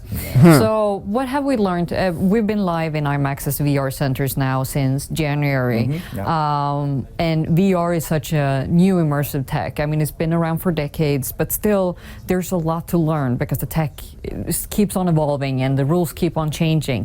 What have we learned from being in the IMAX VR center and seeing customers actually engaging in our experiences? That people get adrenaline like crazy from playing VR, especially with this kind of immersive field of view. And to immerse them into anything like a gray box environment, it's pretty simple. But if you pump up the graphics, people go absolutely bananas. It's been really fun to watch. So we're working also with a lot of custom peripherals. Yeah. So like we have like an MP5 or similar, like an AR for some experiences. We're building 5 different experiences right now where one has an actual raft for 4 people, with paddles and everything. I can totally see myself poling my way through the Amazon. It's pretty amazing stuff. And obviously you can have a raft at home, if you don't have a big ass home, but But also Apex. I mean, being a giant cybernetic monkey on top of a building, that's not an experience you can get at home. It's radioactive monkey too. Radioactive monkey, I'm and so you don't want to sorry. have radioactive monkeys at home either. No. So keep them at the location-based centers using the Star VR. That's what we want you to do. So tell me, how's the partnership with Acer going? It's a fantastic partnership. It's beyond what I expected. They are really responsive, professional, and this is really interesting because we work with an Asian company that has 160 locations in the world where they service the product, so they have an enormous experience from field use of equipment, and this is really something that we can use within the Star VR headset. As a whole, the Star VR joint venture is becoming its own company with its own employees. And it's something that's accelerating our ability to cater to the market, both in the entertainment space, but also in the B2B space. I think it's going to be a great asset for Starbreeze in the future, not only propelling our own VR solutions and content, but also others. And I'm really excited to be working with the great team at Acer and at Star VR. So speaking of enterprise and Star VR, what's required to actually be able to move in that direction as an enterprise solution provider? Well, not only the headset itself, right? You need to have a wide selection of tools available. You need to have an SDK. You need to have an engineering team that can travel the world and visit different parts of industries. You need to have an understanding outside of gaming, obviously. With Acer in collaboration with us, this is obviously going much, much quicker than we expected. And Star VR, the joint venture, is now learning to deal with all these enterprise solutions. I think as a game developer, it's almost impossible to cater to this market. So what we've done in this joint venture is really beneficial to our VR initiative. So we added NoZone to our VR ecosystem last year, and they have the fantastic Presence tech. Could you talk a little bit more about that? Presence is a way to bring real VFX and CGI into VR. Lots of VR has been done by game developers so far, and some VFX companies have tried to do it real time. What Presence does is to bring movie assets into VR and render them just as in a movie. Different being you can walk around inside the movie. We believe that this could be a really interesting technology to be used at the location-based entertainment centers, such as cinematic VR, for example. So it sounds like you could actually use Presence as a tool to export CGI or VFX from any large-scale Hollywood movie production pipeline? Exactly. It'll take you a little time. It requires quite a bit of hardware, but it's something extraordinary, out of this world that you can't get at home. So it fits perfectly with the Starbreeze agenda in VR. So for your vision of the future, you want to present us with an inspirational piece of the VR ecosystem and where we're going. Would you like to give an introduction?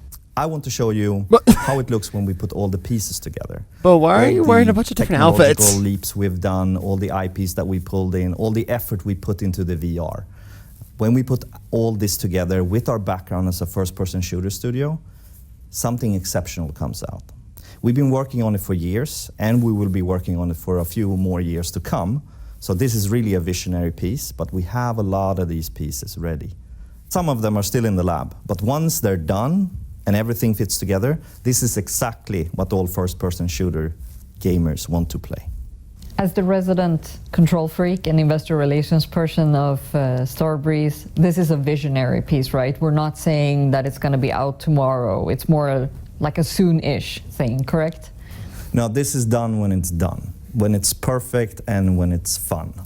And this is something that we worked on for years and we will continue working on for years. Now, it's finally time to show it. And this is going to be epic. Let me guess. I bet I know what it is. Oh, come on! No. Sorry. Shoot. Probably should. I'm such an idiot. So, if you don't know what's going on, I'm betting that they've just announced. Okay, yeah, I got it. Yeah, cool. Come on. There you go. They've been working on this game for so long. Or no, it's Call of Duty. Alright, so overview. Start of the stream really good. Raid was really good. Overkill's The Walking Dead was really good. Dead by Daylight was good. Crossfire was good. WW2 The Moon was good. Antisphere was alright. Psychonauts was alright. System Shock was good. The panel was good. Payday and everything else was pretty good from there. Alright, so let's hop back in here.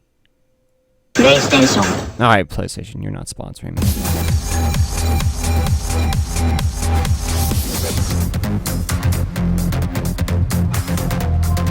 Team Blue, Team Red. I'm betting a lot of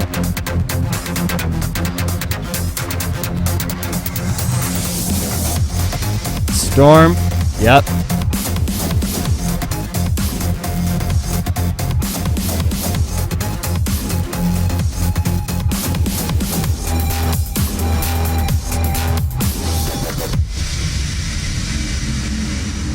Sorry that we didn't get to see the full thing. They'll probably release it on the channel. Right. Thank you so much, everybody, for watching the show tonight. Thank you, Ethan. Thank you, Hila. Get over here. Get over here. Get over here. Thank you so much, everyone, for coming. Star holders, heisters, everyone else watching, all you Hila Kleiners out there. Papa bless. Thank you so much for watching the stream.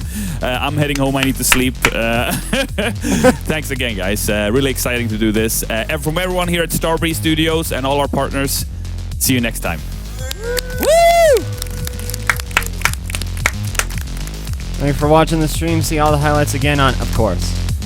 So, yeah, you guys will probably see the other stuff that I didn't, I kind of had a hard time showing due to the stream, everything kind of being like, all right, hold on, give us a second.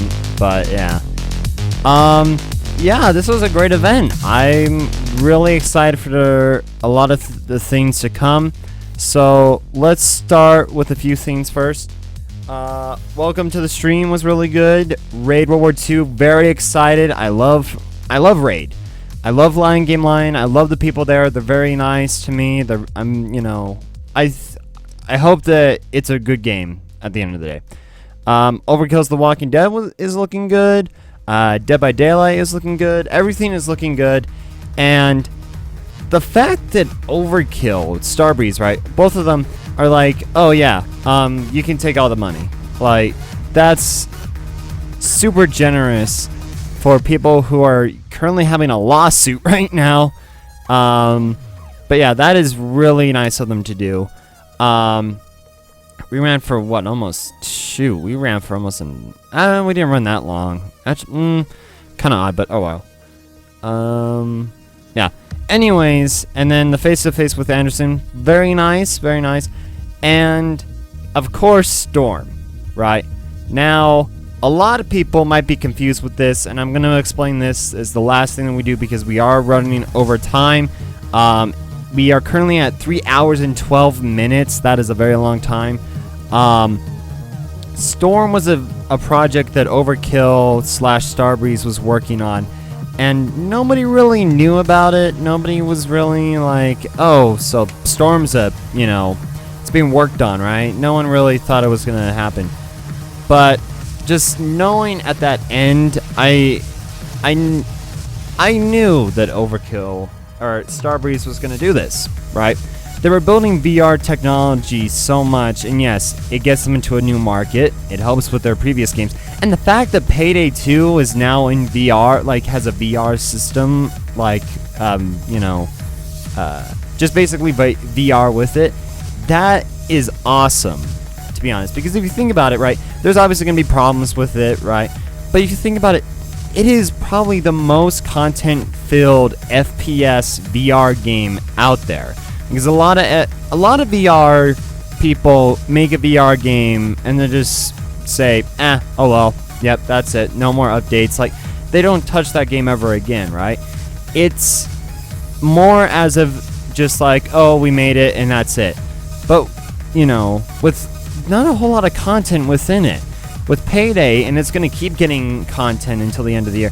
And the fact that they're just like, it's the last paid DLC, which will be this fall, so we'll have like almost an entire year next year of free content, which is like mind-boggling to me. But yeah, I kind of guessed that they were going to use. When I was thinking about it, when I was seeing the stream and saw the Star stream, I was like, all right, I'm gonna guess the Star VR, right? They're gonna make Star VR for Storm because that's honestly the best direction that they could go in, because it's like, all right, well, we give it to the Star VR, and it works out. So what they're trying to do is an esports competitive FPS with the Star VR. That's wow. They need to really polish that up, and they've already said that they're trying to polish it as much as they can and still will work on it. They've been working on this for years, keep in mind, so yeah. This is really cool. I can't wait to see more in the future. I've been sitting here for 3 hours and 15 minutes now, so I took breaks, obviously, but that's about it. I will be covering the Ultimate Pack while this is uploading, so the Ultimate Pack will probably be posted first today. This will most likely be posted maybe tomorrow. Okay, gosh darn it. No, not good. What we should be doing is putting those ribs on a burger. Ain't nobody want ribs on a burger. No, just reload it because they don't pay me. Yeah. Anyways, yeah, really good. That was really good. That was a nice little change of pace. But yeah, I'm gonna head out. Uploading this, I do not know how long this is going to take to upload. So that's why I don't know if it will come out today, if it will come out tomorrow. But basic overview for everything. Raid World War II is coming out. I love John Cleese's in it, which a lot of people are going to be like, oh, isn't there some canon issues with that? I don't care. It's John Cleese. I love, I love Ilya because he's such a cool guy. He's really nice. He's funny. And I hope to work with him a bit more in the future. Because I've been trying to contact him a bit, I guess you could say. But yeah, I want to work with him more, play the game, and hopefully we could talk more with the game. Overkill's The Walking Dead is looking good, though it is being pushed back to 2018, which makes sense. So what that means is that Overkill is probably they said the second half, so probably around the second season, so probably summer, spring, summer or something. And Payday 2's content development and everything is going to end on October 18th, or not October, 2018 October, and that's like going to be the last probably big crime fest, I guess. So I guess it wasn't the last one. I guess we got more to go. And I'm betting Payday 3 is not going to be released. You know, it's going to be released when probably around maybe 2022, you know, when it's done, I think, because they're going to be working on Overkill's The Walking Dead and so many other great games. Dead by Daylight looking a bit better, but my thing is that I've had a hard time with the community because a lot of people say that it's a buggy mess. The players aren't very nice, I guess, and everything. So it's kind of stirred me away. And also, it's not the horror kind of like, you know, slasher type of game that I wanted. So that's why I didn't want to really buy Dead by Daylight. Crossfire, never played it. So far, it looks like they got a good handle on it. Deliver Us the Moon looks really good. People look very nice. Looks like very nice people. Antisphere, I mean, it looks cool, but it's not something for me. Psychonauts 2, I've never played the first one, so I wouldn't know. System Shock 2, or not System Shock 2, it's just System Shock 3. I've never played System Shock, so, and the dude looks real nice, so, I mean, that could be good. The panel of the veterans of the industry was very interesting, I would say. It was very interesting. Tim didn't really get to talk much, probably because, you know, he was in LA and everything. Payday, we got a lot of Payday. We had some nostalgic moments with Ilya and everything, too. That was very nice. And with the announcement of the VR and the crime war with the phone looks looks interesting, I will say. And the fact that Ethan and Hila, think about that. Ethan and Hila are going to be both in the game. Now, I don't know if they're getting respective perk decks or if it's just going to be one perk deck for both of them, or they have the same melee or the same guns. But for $4.99 for 2 characters so far, that's a pretty dang good deal. Next, the Starbreeze Virtual Reality looks very good. Of course, I do not have money for that, but hey, oh well. And then the interview was very nice, kind of odd at times, but it looked all right. And then Storm finally being kind of announced, I guess you could say, being shown a bit more. The concept of it is being more developed. That is very cool. But yeah, that seems to be about it. So hopefully you guys enjoyed this little event with all these people in it. That's going to be it for me. So thank you for watching. I'm betting a lot of people have already watched this, but I just wanted to archive this, or for people who missed the stream, here's the stream. So there you go. Anyways, that's about it. So thank you guys for watching, and I'll see you guys in the next video.